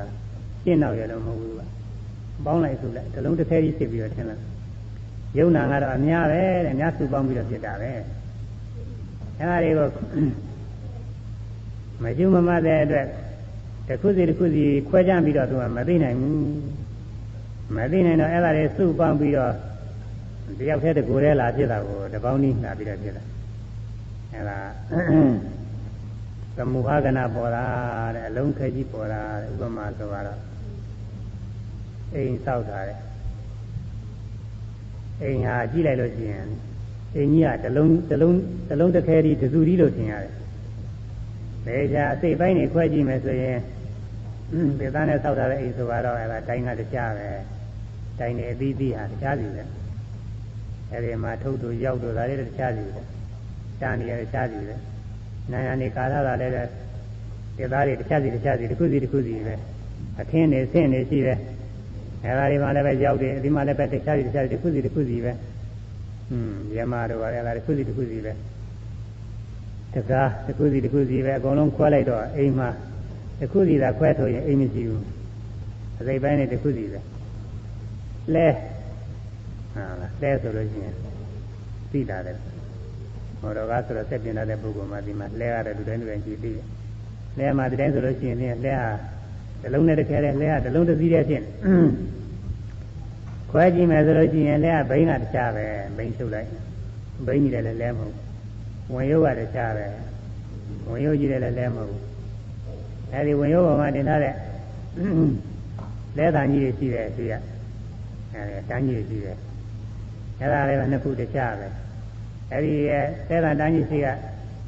နွားတွေရုံးမှုရအတွက်တတ်တဲ့သဘောဆိုတာသူကတခြားပဲအဲဒီလဲတန်ပေါ်မှာလဲအိမ်နေထားတာရှိတယ်အဲဒီလဲအိမ်မှာလည်းစိတ်ပိုင်းရတော်များများရှိပါသေးတယ်ကတခြားစီပဲခွဲလိုက်လို့ရှိရင်လဲမရှိတော့လဲပြောက်သွားတယ်စိတ်ပိုင်းနေပဲရှိအဲဒါလိုပဲကိုယ်ထဲမှာရှိတဲ့ယုံနာတရားတွေဆင်ញဉာဏ်နဲ့ကြည့်မယ်ဆိုလို့ရှိရင်ယုတ်ကတခြားဝေဒနာခံစားတာကတခြားသင်ညာမှတ်သားတာကတခြားသင်္ခါရပြုပြင်အားထုတ်နေတာကတခြားဝိညာဉ်အာယုံသိနေတာကတခြားစီပဲဒါကဆင်ញကြည့်တဲ့နည်းပေါ့လေအဲရှုမှတ်တဲ့နည်းအားဖြင့်ဆိုရင်ပေါ်ခိုက်တွေရှုရတယ်ရုပ်ထင်ရှားတဲ့အခါရုပ်ရှုရတယ်ဝေဒနာထင်ရှားတဲ့အခါဝေဒနာရှုရတယ်သင်ညာထင်ရှားတဲ့အခါသင်ညာရှုရတယ်သင်္ခါရတွေထင်ရှားတဲ့အခါကျတော့သင်္ခါရတွေရှုရတယ်ဝိညာဉ်စိတ်ထင်ရှားတဲ့အခါဝိညာဉ်ရှုရတယ်တစ်ခုစီရှုတော့တစ်ခုစီကျင့်တယ်ရုပ်ထင်ရှားတဲ့အခါမှာကိုယ်ရဆန်းနေထိုင်နေထားတယ်လှုပ်ရှားတယ်စသည်ဖြင့်ရုပ်မူရတယ်တစ်ခုစီရှုရတယ်အဲဒီမှာတကစိတ်ကူးစဉ်းစားကြံစည်မှုကပေါ်လာစိတ်ကူးစဉ်းစားကြံစည်မှုသူကတခြားပဲအဲဒီစိတ်ကူးတာထဲမှာဝမ်းမြောက်ဝမ်းသာတာလည်းပါရတယ်စိတ်ပြည့်ပြီးစိတ်ကူးတာလည်းပါတယ်ငါဝေဒနာပဲသူကတခြားတယ်နောက်ပြီးတော့စိတ်ကူးစဉ်းစားကြံစည်မှုထဲမှာမှတ်သားမှုပါတယ်ဘယ်လုံးမယ်ဘာလုံးမယ်ဘယ်လိုဟာပဲစသည်ဖြင့်မှတ်သားမှုပါတယ်ပညာပဲဆိုပညာခန္ဓာသူကတခြားတယ်အဲဒီအမှလိုချင်တဲ့လောဘတို့စိတ်ဆိုးစိတ်ကြတဲ့ဒေါသတို့မလိုချင်တဲ့အလောဘတို့ချမ်းသာစေလိုတဲ့မေတ္တာအဒေါသတို့တရားတို့တတိတို့စသည်ဖြင့်ကောင်းသောတရားတွေရောမကောင်းသောတရားတွေရောစုံလို့ပါပဲအပြင်အများကြီးရှိပါတယ်သင်္ခါရခန္ဓာတရားတွေကတော့အဲဒါတွေလည်းပြတိုင်းလိုက်မှရင်တစ်ခုစီပဲဘာမှရောမနေဘူးနောက်စိတ်ကူးစဉ်းစားကြံစည်တာလေးစိတ်ကလေးတွေကရှိတယ်အာရုံစီရောက်သွားတဲ့သဘောလေးအာရုံသိသွားတဲ့သဘောလေးတွေစိတ်ကလေးအဲဒါတွေလည်းပဲသူကတစ်ခုစီပဲရုပ်နဲ့စိတ်ကူးတဲ့သဘောနဲ့မရောဘူးခုနကကိုယ်တာဆိုတော့ကိုယ်ကျင်နဲ့မှတော့ကိုယ်ကျင်တဲ့နာငါတခြားကိုယ်တဲ့ရုပ်ကတခြားမရောဘူးယုံနေတာနဲ့နှစ်ခုမပေါင်းတော့ဘူးရှားပြီးကွဲနေတော့ကိုယ်အောင်လို့လှုပ်တတ်တဲ့ငါကောင်ရဲ့လို့သာမရှိဘူးကိုယ်ကျင်တဲ့စိတ်ကြောင့်ကိုယ်ရုပ်ကလေးတွေဖြစ်တာပဲလှုပ်ရှားရုပ်ကလေးတွေဖြစ်တာဒါပဲရှိတယ်ဒီတဲ့ကိုယ်အောင်လှုပ်တတ်တဲ့ပုဂ္ဂိုလ်သားတော့အကောင်အသက်ကောင်ရဲ့တည်းဘာမှမရှိဘူးသွားတဲ့ခါတွေလည်းသွားကျင်တဲ့စိတ်ကြောင့်သွားရုပ်သွားကျင်တဲ့စိတ်ကြောင့်ကြွားရုပ်လှုပ်ကျင်တဲ့စိတ်ကြောင့်လှုပ်ရုပ်ပြောကျင်တဲ့စိတ်ကြောင့်ပြောရုပ်စသည်ယုံနာနဲ့ကိုရှားပြီးကွဲမြင်တဲ့အခါမှာမြင်တာမှကြားတဲ့အခါမှာကြားတာမှစသည်မြင်တာကတခြားကြားတာကတခြားဒါတွေတခြားစီဖြစ်တယ်မမှတဲ့ပုဂ္ဂိုလ်တော့အကုန်လုံးစုပေါင်းပြီးတော့တယောက်တည်းဖြစ်နေတာခေါင်းကကိုယ်ကျင်တာနဲ့ကိုယ်တာတွေရောဆန်းကျင်တဲ့ဆန်းတာတွေလှုပ်ကျင်တာနဲ့လှုပ်တာတွေနာမူရနဲ့ရုပ်မူရတွေကတယောက်တည်းဖြစ်မြင်တာကြားတာတွေလည်းအကုန်လုံးပေါင်းပြီးတော့တယောက်တည်းဖြစ်အကုန်လုံးတစ်နေ့လုံးဖြစ်နေတဲ့ယုံနာမူရလေးတွေပေါင်းလိုက်တဲ့ခါကာလမှာတစ်နေ့လုံးငါတယောက်တည်းကလှုပ်နေတယ်တလုံးနဲ့တစ်ခဲတဲ့အလုံးခဲကြီးတိုက်ညာထဲမှာတပေါင်းကြီးဖြစ်ပြီးတော့ထင်းတယ်အဲ့ဒါကသမုဟကနာပေါ်နေတာတဲ့သမုဟကနာပေါ်နေအတ္တဆွဲလန်းနေအတ္တကိုဆွဲလန်းဖြစ်တယ်အဲဒါကြောင့်ယုံနာအမြတ်သဘောပြလေတဲ့ယုံနာနေအတူသဘောနဲ့သူတခြားစီပဲယုတ်တရားကဖောက်ပြန်တတ်တဲ့သဘောအသင်ရှားတွေ့ရတဲ့သဘောသူကတခြားနန္တရားကအာယုန်စီညွတ်တတ်တဲ့သဘောတခြားပဲယုတ်တရားထဲမှာလည်းပဲပထဝီဆိုတာကမာတဲ့သဘောဒေဇောဆိုတာပူရတဲ့သဘောဝါယောဆိုတာတောင်းနှင်းလှုပ်ရှားတဲ့သဘောအာဘောဆိုတာဖွင့်ကြည့်တဲ့သဘောအေးသဘောတခြားစီပဲယူပါယုံကမြင်ရတဲ့သဘောသာသာယုံကကြားရတဲ့သဘောစသည်နဲ့တခြားစီပဲယုတ်တရားတွေတစ်ခုနဲ့တစ်ခုနဲ့ဘာမှမရောဘူးသဘောတွေကွဲကြဒါပေမဲ့လို့မကျွတ်မှတဲ့ပုဂ္ဂိုလ်မှာအဲ့ဒါတွေအကုန်လုံးတပေါင်းနဲ့စုပြီးတော့ငါတယောက်တည်းဖြစ်လာတာသူကနန္တရားတွေဟာလည်းပဲအာယုခံစားရတဲ့ဝေဒနာကတခြားမှတ်သားတဲ့ပညာကတခြားအာယုနဲ့စိတ်နဲ့တွေ့တဲ့ဖတ်တာကတခြားဒီစုံတစ်ခုမူရာပြအောင်စစ်စောတိုက်တွန်းပေးနေဟိုဟာလုပ်လိုက်ဒီဟာလုပ်လိုက်တိုက်တွန်းနေတဲ့စေတနာရှိတယ်သူကတခြားပဲလိုချင်တဲ့လောဘကတခြားပဲစိတ်ဆိုးတဲ့ဒေါသကတခြားပဲအထင်ကြီးတဲ့မာနကတခြားပဲအကုသိုလ်တွေကသူကအကုသိုလ်တရားတွေတစ်ခုစီတခြားစီပဲကောင်းတဲ့ကုသိုလ်တရားတွေကလည်းပဲသဒ္ဒါတို့တတိတို့ဒါတွေကတခြားစီတွေပဲအလောဘအရောဓ ခြားစီတွေပဲအမောဟကံကံအကျိုးသိတာတခြားစီတွေပဲအဲ့ဒါတွေမရှိမမှလို့ရှိရင်အကုန်လုံးစုပေါင်းပြီးတော့တယောက်တည်းဖြစ်လာတဲ့တုံးတစ်ဘဝလုံးက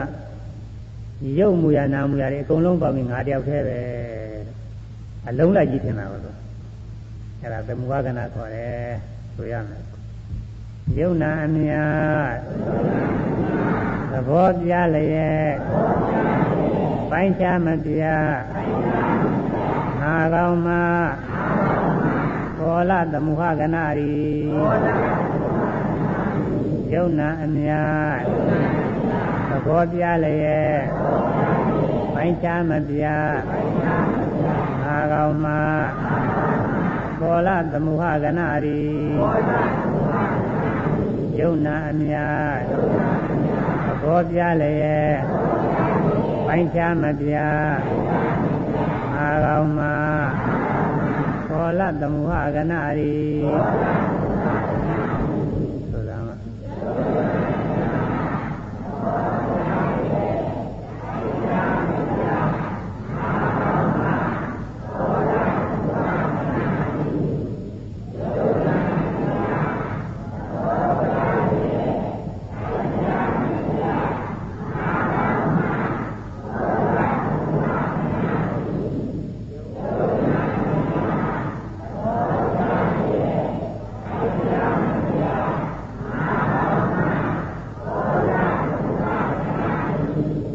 မျက်စိကမြင်နေဆိုရင်မျက်စိကတရား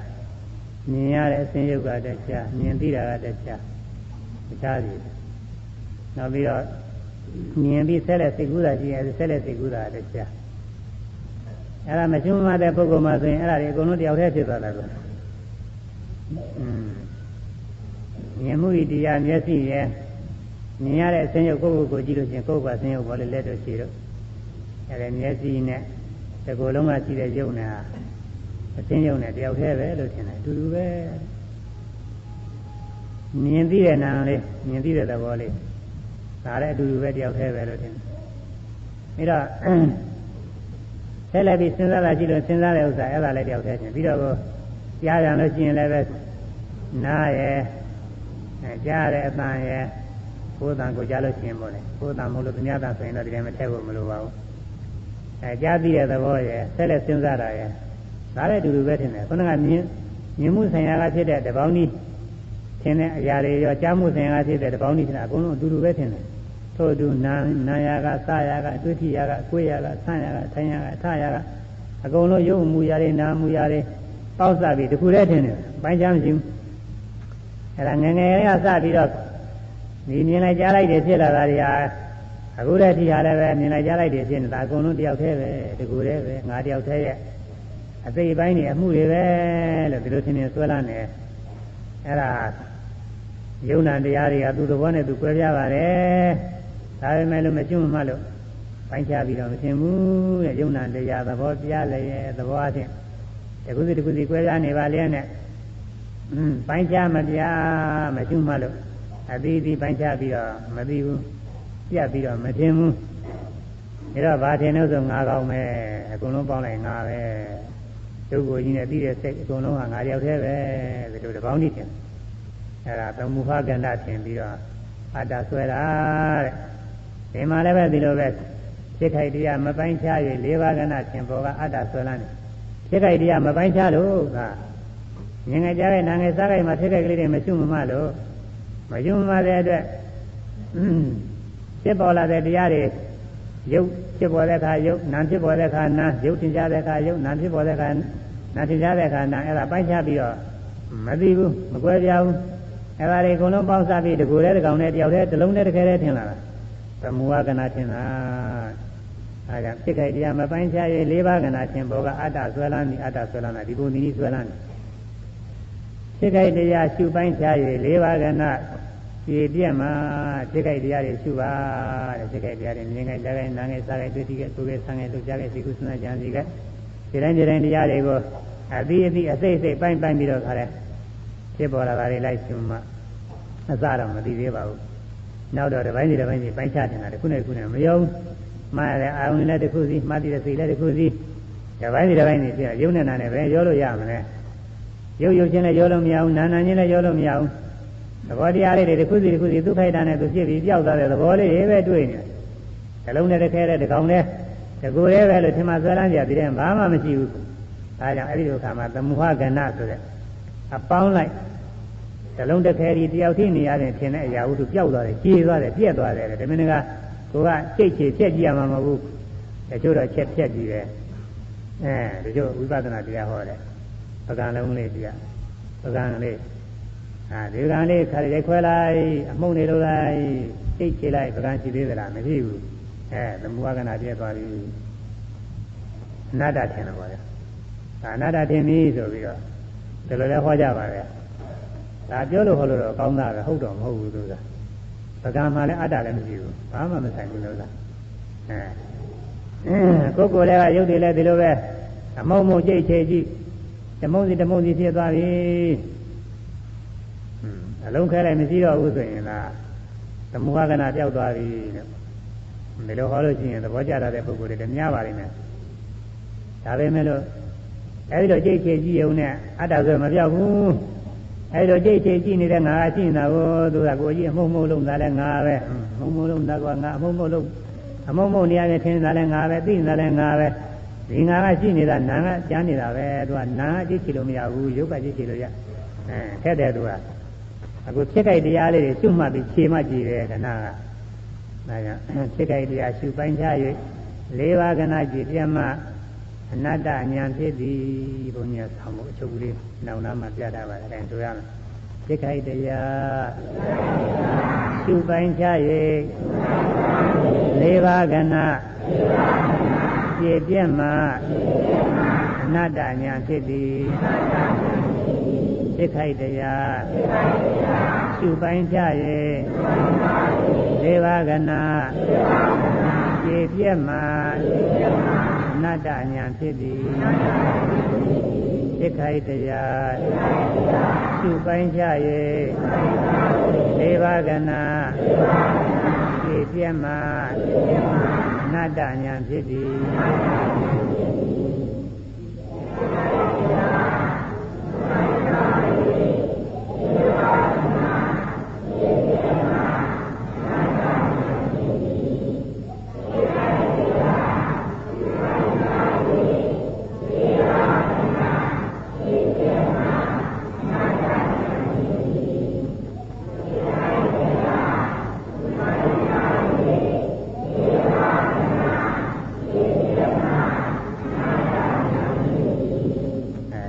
ကဏ္ဍနဲ့သမုဟကဏ္ဍခြေပုံတော့တော်တော်လေးတော့သဘောပေါက်တော့ပါပြီကိစ္စကဏ္ဍသွားကြအောင်လို့ခဏ၄ခုရှိတယ်ယုံနာများကိစ္စပြလည်းရဲ့ပိုင်ဖြာမပြငါကောင်မှမော်လကိစ္စကဏ္ဍကြီးခတ်တူတူပါပဲခဏယုံနာများသဘောပြတရားကိစ္စပြတော့လေးပဲပွဲပါတယ်အတူတူပဲနောက်ဆုံးမှသမုဟကဏ္ဍဒီတရားကိစ္စကဏ္ဍလားသမုဟနေရာကိစ္စလဲထည့်လိုက်ရင်ပြီးတာပါပဲယုံနာများသဘောပြလေဆိုတဲ့နဲ့ယုံနာများကိစ္စပြလေယုံနာနေရတခုနဲ့ကိစ္စရမတူသူကိစ္စနဲ့သူပဲတဲ့မျက်စိဟာအသင်းထင်လာအောင်ကြည်နေတဲ့ကိစ္စရှိတယ်ယူပါယုံအသင်းကလည်းပဲမျက်စိမြင်လောက်အောင်ပြခြင်းကိစ္စရှိတယ်သူကမြင်ခံခြင်းကိစ္စပေါ့သက္ကဝိညာဉ်မြင်သိတဲ့သဘောကလည်းပဲမြင်သိရတဲ့ကိစ္စရှိတယ်တခုနဲ့ဘာမှမရောဘူးတကိစ္စတွေပဲဒါပေမဲ့လို့မြင်တိုင်းမှမရှိမှတဲ့ပုဂ္ဂိုလ်ကမျက်စိရုပ်ရဲ့မြင်ရတဲ့ကိုယ်ကရှိတဲ့ဆင်းရုပ်ရဲ့မြင်သိတဲ့စိတ်ရဲ့အဲ့ဒါတွေကတယောက်တည်းပဲထင်သွားတယ်ကိစ္စကွဲပဲမယ်မြင်သိတဲ့စိတ်ကြားသိတဲ့စိတ်နားသိတဲ့စိတ်တခြားစီပဲမြင်သိတဲ့စိတ်ကဆင်းကိုသိရတဲ့ကိစ္စရှိတယ်ဆင်းကိုသိတဲ့ကိစ္စရှိတယ်ရာသီတဲ့စိတ်ကအပန်းကိုသိခြင်းကိစ္စရှိတယ်အဲဒီလိုတစ်ခုစီကွဲနေပဲမြင်တာကြားတာနားတာစားတာတွေ့ထိတာသိကုသနာကြစီတာဒီအတိတွေဟာမကျွမ်းမတဲ့ပုဂ္ဂိုလ်တယောက်တည်းပဲငါတယောက်တည်းပဲလို့တစ်လုံးနဲ့တစ်ခဲတည်းဖြစ်လာကိစ္စတွေတော့ကြားနေတာပဲရုပ်တရားတွေလည်းပဲပထဝီကမှာခဲမှာတဲ့သဘောရှိတယ်တွေ့ထိတဲ့ခါကာလမှာထိတယ်မှာခဲမှာတဲ့သဘောနူးညံ့တဲ့သဘောချမ်းသာတဲ့သဘောသူကတခြားတယ်တေသောကပူတဲ့သဘောအေးတဲ့သဘောရှိတယ်ဝါယောကတောင်းနေတဲ့သဘောလှုပ်ရှားတဲ့သဘောရှိတယ်အာဘောက ဖွဲ့စည်းတဲ့သဘောရှိတယ်အဲ့ဒါဒီလည်းမကျွမ်းမတဲ့ပုဂ္ဂိုလ်တွေမှာဒီဓာတ်ကြီးလေးပါတဲ့တစ်လုံးနဲ့တစ်ခဲလေးဖြစ်နေတာပဲအတူတူပဲအောင်းမိတယ်သူကပူတာအေးတာကိုပဲလက်နဲ့ထိလိုက်ရင်ပူတာအေးတာကိုလည်းသိတယ်မာသာကျမ်းတာကိုလည်းသိတယ်မာသာကျမ်းတာနဲ့ပူတာအေးတာအတူတူပဲတောင်းနေတာနဲ့တောင်းနေတဲ့သဘောနဲ့ပူတာအေးတာနဲ့လည်းအတူတူပဲဒီရင်ဖွဲ့စည်းပြီးတော့ခဲနေတဲ့သဘောနဲ့အဲဒီပူတာအေးတာနဲ့တောင်းနေတာတွေနဲ့အတူတူပဲလို့ဓာတ်ကြီးလေးပါတစ်လုံးနဲ့တစ်ခဲလေးဖြစ်ပြီးတော့နေတယ်အဲဒါကြောင့်ယုံနာနေရာသူကိစ္စနဲ့သူတခြားစီကွဲနေပေမဲ့လို့မကျွတ်မှတဲ့ပုဂ္ဂိုလ်မှာတခြားစီကွဲမဖြစ်ဘူးတပေါင်းနဲ့ထင်တယ်သင်္ခါရခန္ဓာထဲပါဝင်တဲ့တရားတွေမှာသာပြီးထင်ရှားပါလေလောဘကလိုချင်တဲ့သဘောရှိတယ်ဒေါသကပြင်းမာတဲ့သဘောရှိတယ်သူကတစ်ခုနဲ့တစ်ခုနဲ့ဘာမှရောတာမဟုတ်ဘူးသူကိစ္စနဲ့သူပဲလောဘကလိုချင်တဲ့ကိစ္စသူဆောင်ရတာဒေါသကလည်းပဲပြင်းမာတဲ့ကိစ္စသူဆောင်ရတာတခြားစီပဲဒါပေမဲ့လို့လောဘဖြစ်ပြီးဒေါသဖြစ်ပြီးလောဘဖြစ်အဲ့ဒါအတူတူပဲငါတယောက်တည်းပဲလို့ထင်နေတယ်လောဘနဲ့အလောဘကမှပြောင်းပြန်ကွာနေတာလောဘကလိုချင်တဲ့အလောဘမလိုချင်ဘူးဒေါသအပြင်းမာတဲ့အဒေါသကမပြင်းမာဘူးချမ်းသာစီခြင်းနဲ့ဒါပေမဲ့လို့မိမိတဏ္ဍာဖြစ်နေတာတွေကလောဘဖြစ်တဲ့ခါလဲငါပဲအလောဘဖြစ်လဲငါပဲဒေါသဖြစ်တဲ့ခါလဲငါပဲအဒေါသဖြစ်တဲ့ခါလဲငါပဲအတူတူပဲလို့ဒီလိုထင်နေတယ်တပေါင်းနဲ့ဖြစ်သွားယုံနာအများကိစ္စတရားလေယုံနာတရားတွေကကိစ္စတွေသူကိစ္စနဲ့သူအသေးစိတ်ကြားနေပါတယ်၊ကွဲပြားနေပါတယ်။ဒါပေမဲ့လို့မကျွမ်းမတဲ့ပုဂ္ဂိုလ်တွေမှာ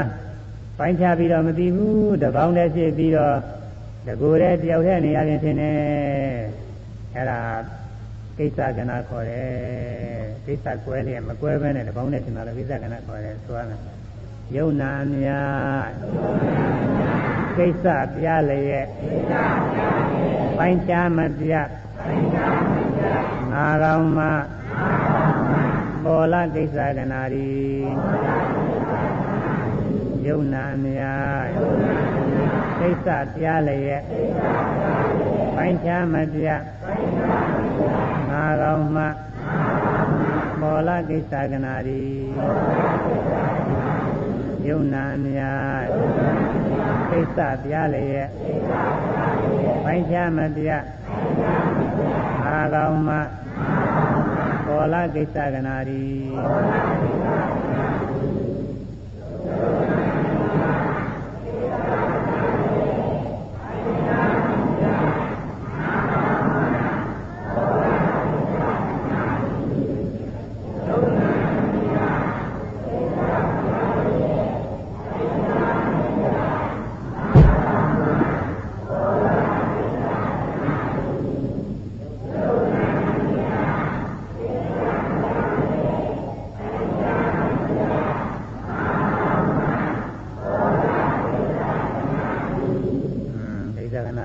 တော်ပါရဲ့ဒါရနည်းနည်းတဲ့ဥစ္စာတွေပဲ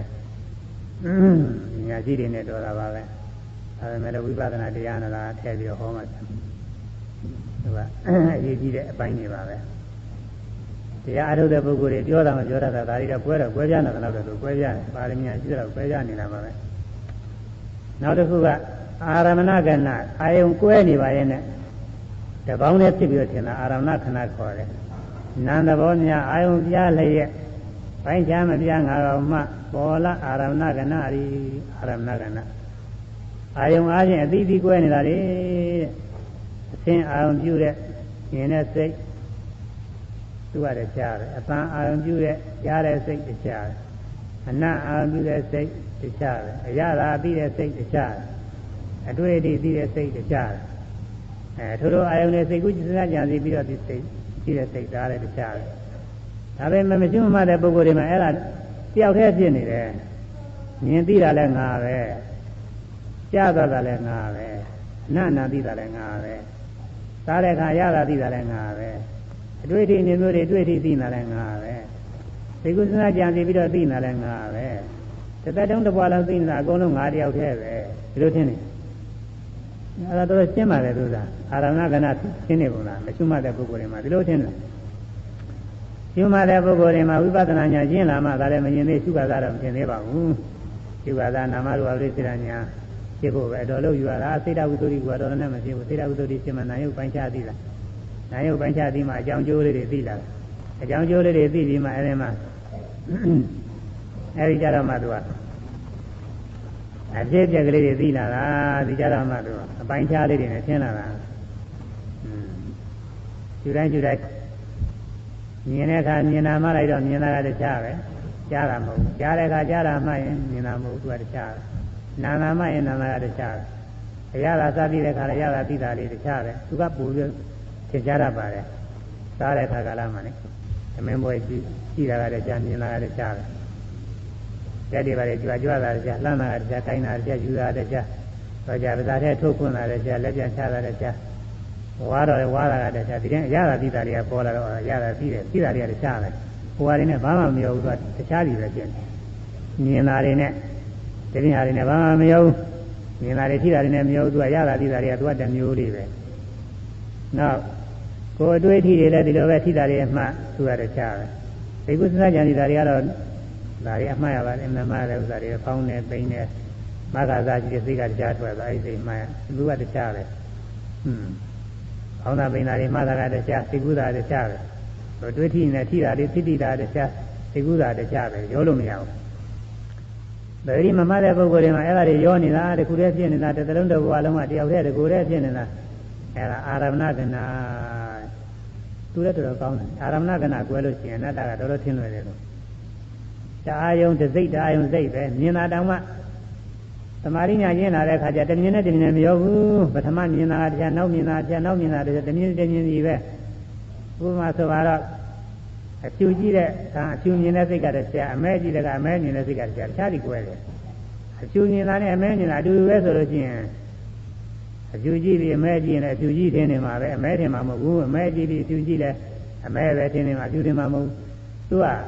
အဖြူမြင်တာကတစ်စိတ်မို့အဖြူသူတစ်မျိုးပဲအမဲမြင်တာတစ်စိတ်မို့အမဲသူတစ်မျိုးပဲအပြာတို့အဝါတို့အသိဉာဏ်ပြီးတော့အရာဝတ္ထုသေးသေးကြည့်တဲ့အခါသေးသေးအရာဝတ္ထုမြင်နေကြည့်တော့ကြီးအရာဝတ္ထုသူကတခြားပဲလူမြင်တဲ့အခါတခြားတုံးတိုင်နာရမြင်တဲ့အခါတခြားဒါတခုတည်းမပြောင်းဘူးဆိုလို့ရှိရင်လူမြင်တဲ့အခါလူမြင်ပြီးတုံးတိုင်ကြည့်တဲ့အခါလူကြီးပဲထင်နေမှာဘယ်လိုမဟုတ်ဘူးဆိုတာလူမြင်တာတခြားတုံးတိုင်မြင်တာတခြားပဲတခြားစီတခြားစီတွေကြီးပဲဒါကြောင့်မြင်တာတခုတည်းမှာကိုအစိတ်စိတ်ပိုင်းပိုင်းနဲ့အများကြီးရှိတယ်အာယုံကွဲရင်အာယုံအသေးသေးကွဲတိုင်းကွဲတိုင်းဟာဒါအာယုံတစ်စိတ်ဒါအာယုံတစ်စိတ်တမြင်နဲ့တခြားစီကြားတဲ့အတန်ဒီမှာကိုးထင်ကြတယ်ကြားတာတွေကအတန်မျိုးတွေကြားတခြားစီပဲအခုဘုန်းကြီးပြောနေတဲ့စကလုံးတွေတောင်မှရှစ်စကလုံးနောက်စကလုံးတွေကြားစီစလုံးတခြားစီပဲကခငါဆိုရွတ်လိုက်လို့ရှိရင်ကကြားတဲ့အတန်ကတခြားတယ်ခကြားတဲ့အတန်ကတခြားတယ်ဂကြားတာတခြားတယ်ဂါကြီးကြားတာတခြားဂ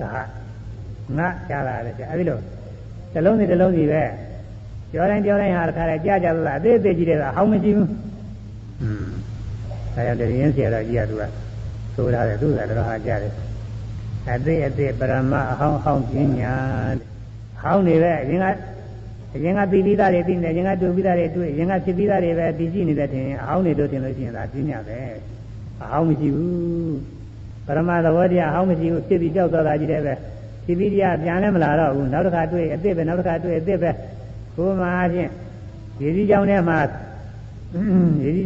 လက်ထိုးပြီးတော့ထားတော့မဟုတ်ဆင်းပြီးတော့ရနေအဲဒီအေးတဲ့ရေလေးကိုတိုက်တယ်သွားတယ်အသေးသေးကြီးတယ်ပဲအေးတဲ့အသေးကြီးတယ်ပဲဟိုပထမတိုက်ကြည့်တဲ့ရေတွေကပြန်လာတိုက်တာမဟုတ်ဘူးပထမအေးသွားတဲ့အေးဓာတ်ကသွားပြီးအောက်စီးသွားပြီးနောက်တစ်ခါအေးတာဟာအသေးလာတိုက်တာနောက်တစ်ခါအေးတာအသေးလာတိုက်တာလေတိုက်ထဲမှာသွားနေလေအတူတူပါပဲရပါတယ်ဟောလေတိုက်ထဲသွားနေလေတွေဟူးနဲ့တိုက်နေရသွားနေလေကိုယ်မှလေတွေတိုက်တယ်သွားတာအသေးကြီးတယ်ပဲအဟောင်းမရှိဘူးတခါတိုက်ပြီးသားလေကနောက်တစ်ခါလာပြီးပြန်တိုက်တာမဟုတ်ဘူးအဟောင်းမရှိဘူးအသေးကြီးတယ်ပဲဒါကြောင့်ဝိပဿနာရှုလို့သမာဓိညာကျင်းတဲ့အခါကျတော့မှတ်တိုင်းအသေးကြီးတယ်ထင်တယ်အဟောင်းထင်နေသေးလို့ရှိရင်အဲ့ဒါနေရာမကြသေးဘူးဒီနေတော့ရှိတယ်မြဲနေတော့ရှိတယ်မှတ်တိုင်းအသေးသေးကြီးတယ်ပဲဖြစ်ပြီးကြောက်တပိုင်းစီလို့ထင်သားမှသူကသဘာဝကြတာကြောင့်အဟောင်းပညာအသေးပရမတ်ဒါလေးနဲ့တူတူလေးနဲ့ဆောင်းမှတ်တယ်ဆရာကောင်းတယ်ပြင်ဆရာတော်ကြီးကသူကသဘာဝကြကဲဆိုသားမှာအဟောင်းပညာအသေးပရမတ်ဟုတ်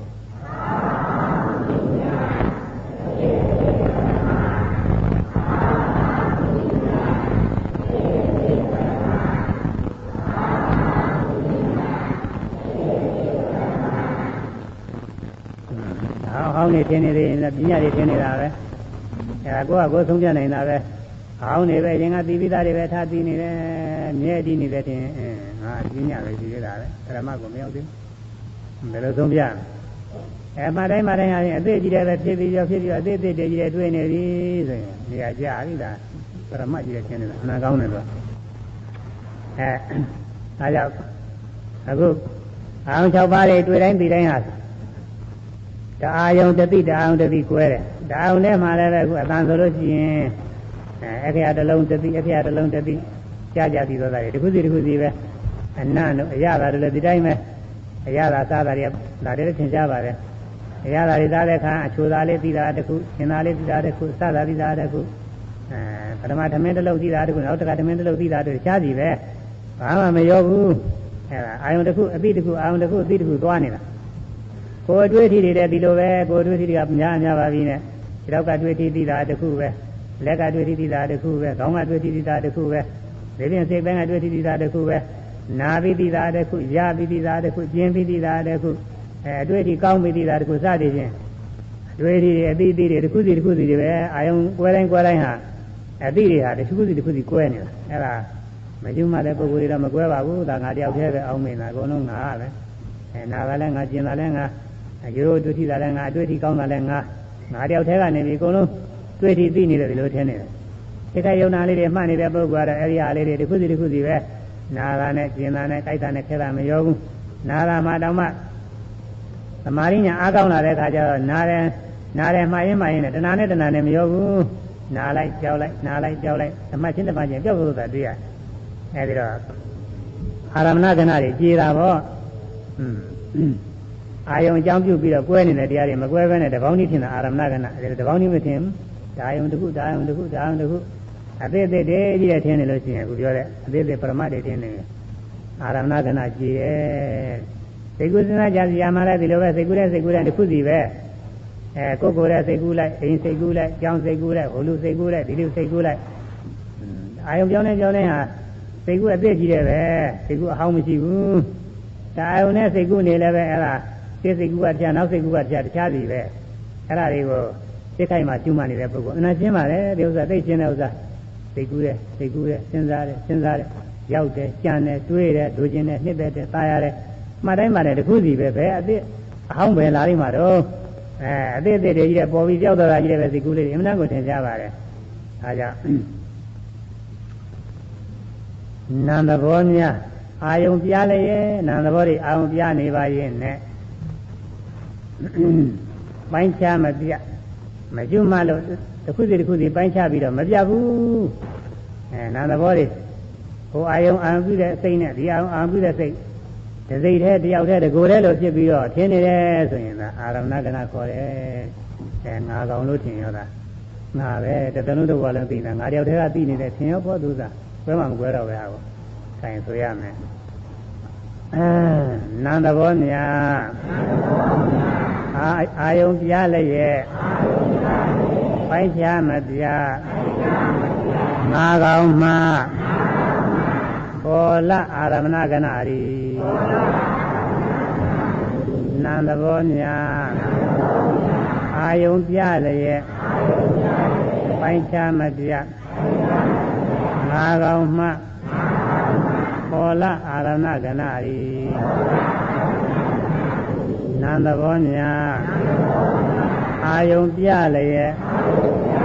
ပိုင်းခြားမပြငါကောင်မှပေါ်လာအာရမဏကဏရီ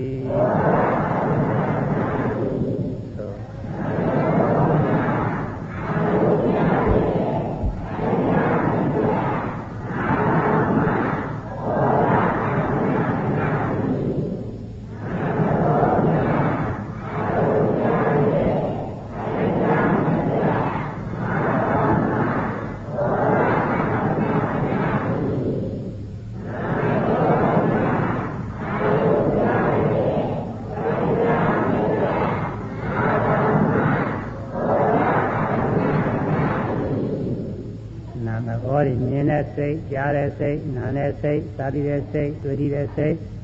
စိတ်ကူးစဉ်းစားကြံတဲ့စိတ်နာကျင်မှုအစရှိတဲ့ဝေဒနာပြဋ္ဌာန်းတဲ့စိတ်အဲ့ဒါတွေက အာယုံကိုယ်တိုင်းအသေးသေးကြည့်တယ်ပဲအာယုံအမျိုးတူနေပေမဲ့လို့ပထမသိတာအထက်နောက်သိတာအထက်နောက်သိတာလည်းကြားအာယုံအသေးတွေပဲအာယုံကလည်းအသေးသိတာလည်းအသေးကြည့်တယ်ပါအဟောင်းမရှိပါဘူးအဲဒါတွေကိုမကျွနိုင်တဲ့ပုဂ္ဂိုလ်တွေကအဟောင်းကြီးတဲ့ပြင်းနေတာကိုအဟောင်းပြင်းညပြင်းနေတာအဲဒီအာရမဏကဏ္ဍဒီလုံးနဲ့တစ်ခဲတည်းဖြစ်ပြီးတယောက်တည်းတကူတည်းထင်းနေတာအတ္တဆွဲရောပေါ့ငါပဲလို့တစ်လုံးတစ်ပွားလုံးကသိနေတာကငါတယောက်တည်းကသိနေတယ်ဒီလိုထင်တာပေါ့အခုဖြစ်ခိုက်ကလေးတွေလိုက်ရှုမှတော့တပိုင်းစီပြပြီးတော့သွားတာမြင်တာမှတခုကြားတာမှတခုမြင်တာလည်းမြင်တိုင်းအသေးသေးကြားတာလည်းကြားတိုင်းအသေးသေးစိတ်ကူးစဉ်းစားကြနေတာလည်းစိတ်ကူးတဲ့အသေးသေးဝေဒနာတွေလည်းပဲနားတိုင်းကျင်တိုင်းဝေဒနာစိတ်တိုင်းအသေးသေးတွေဖြစ်နေတခုနဲ့ဘာမှမရောစဘူးတပိုင်းစီဖြစ်နေတော့အာရမဏကဏ္ဍအလုံးတစ်ခဲတည်းထင်တဲ့ဥစ္စာပြည့်သွားတယ်သိခိုက်တရားမပိုင်းခြား၍၄ပါးကဏ္ဍထင်ပေါ်ကအတ္တဆွဲလန်းသည်သိခိုက်တရားရှုပိုင်းခြား၍၄ပါးကဏ္ဍအခြေပြမှာအနတ္တဉာဏ်ဖြစ်သည်နောက်သတင်းကြမှာဆက်ပြီးတော့ဟောရမှာပြီးတာသေးဘူးဒီမှာနိုင်ရတော့ခုံသွားကြရင်ခဏလာလေးနှစ်ပုတ်လောက်ဆိုပြီးတော့ပြန်သိရသိခိုက်တရားမပိုင်းခြား၍၄ပါးကဏ္ဍသင်္ဘောကအတ္တဆွဲလန်းသည်သိခိုက်တရားမပိုင်းခြား၍၄ပါးကဏ္ဍသင်္ဘောကအတ္တဆွဲလန်းသည်သိခိုက်တရားမပိုင်းခြား၍၄ပါးကဏ္ဍသင်္ဘောကအတ္တဆွဲလန်းသည်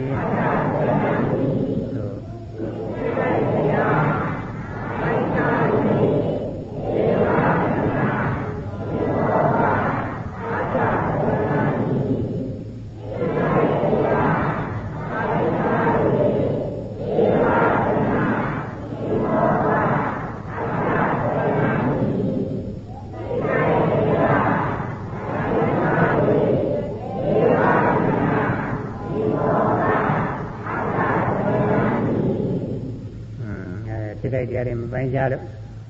ခဏလေးမျိုးထင်ပေါ်နေအတ္တဆွဲလာနေတဲ့ဒါတော့ပေါ်သွားပါလေဒါမဲ့နောက်ကလေးကြမှာဆက်ပြီးတော့ရှင်းအောင်မယ်ဒါလေးဆက်တဲ့ဥစ္စာဟိုဖြစ်ခိုက်တရားရှုပိုင်းခြား၍၄ပါးကဏ္ဍဖြည့်ပြက်မှာ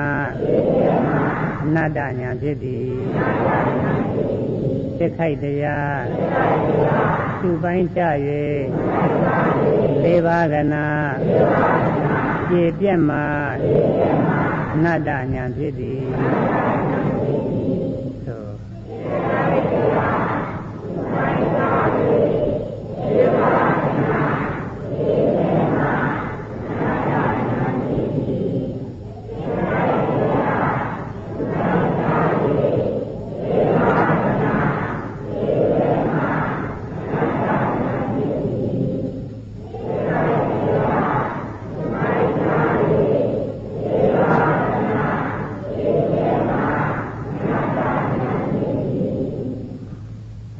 ပြခဲ့တရားတွေရှု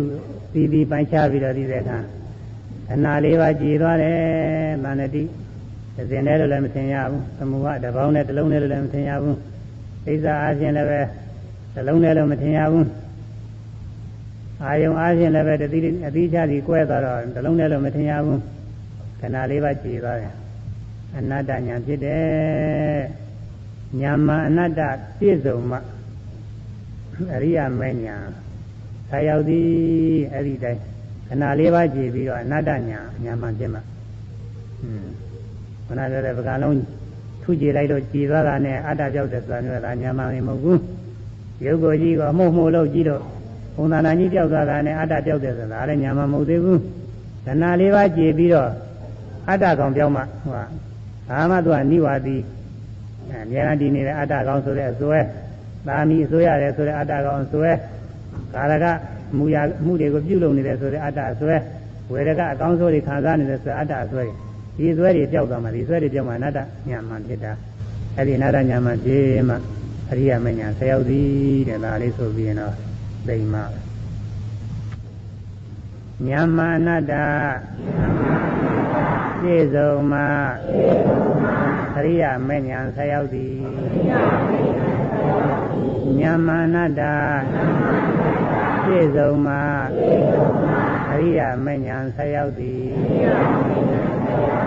ညာမနတ္တပြည့်စုံမှာအရိယာမဉ္ဇဉ်ဆက်ရောက်သည်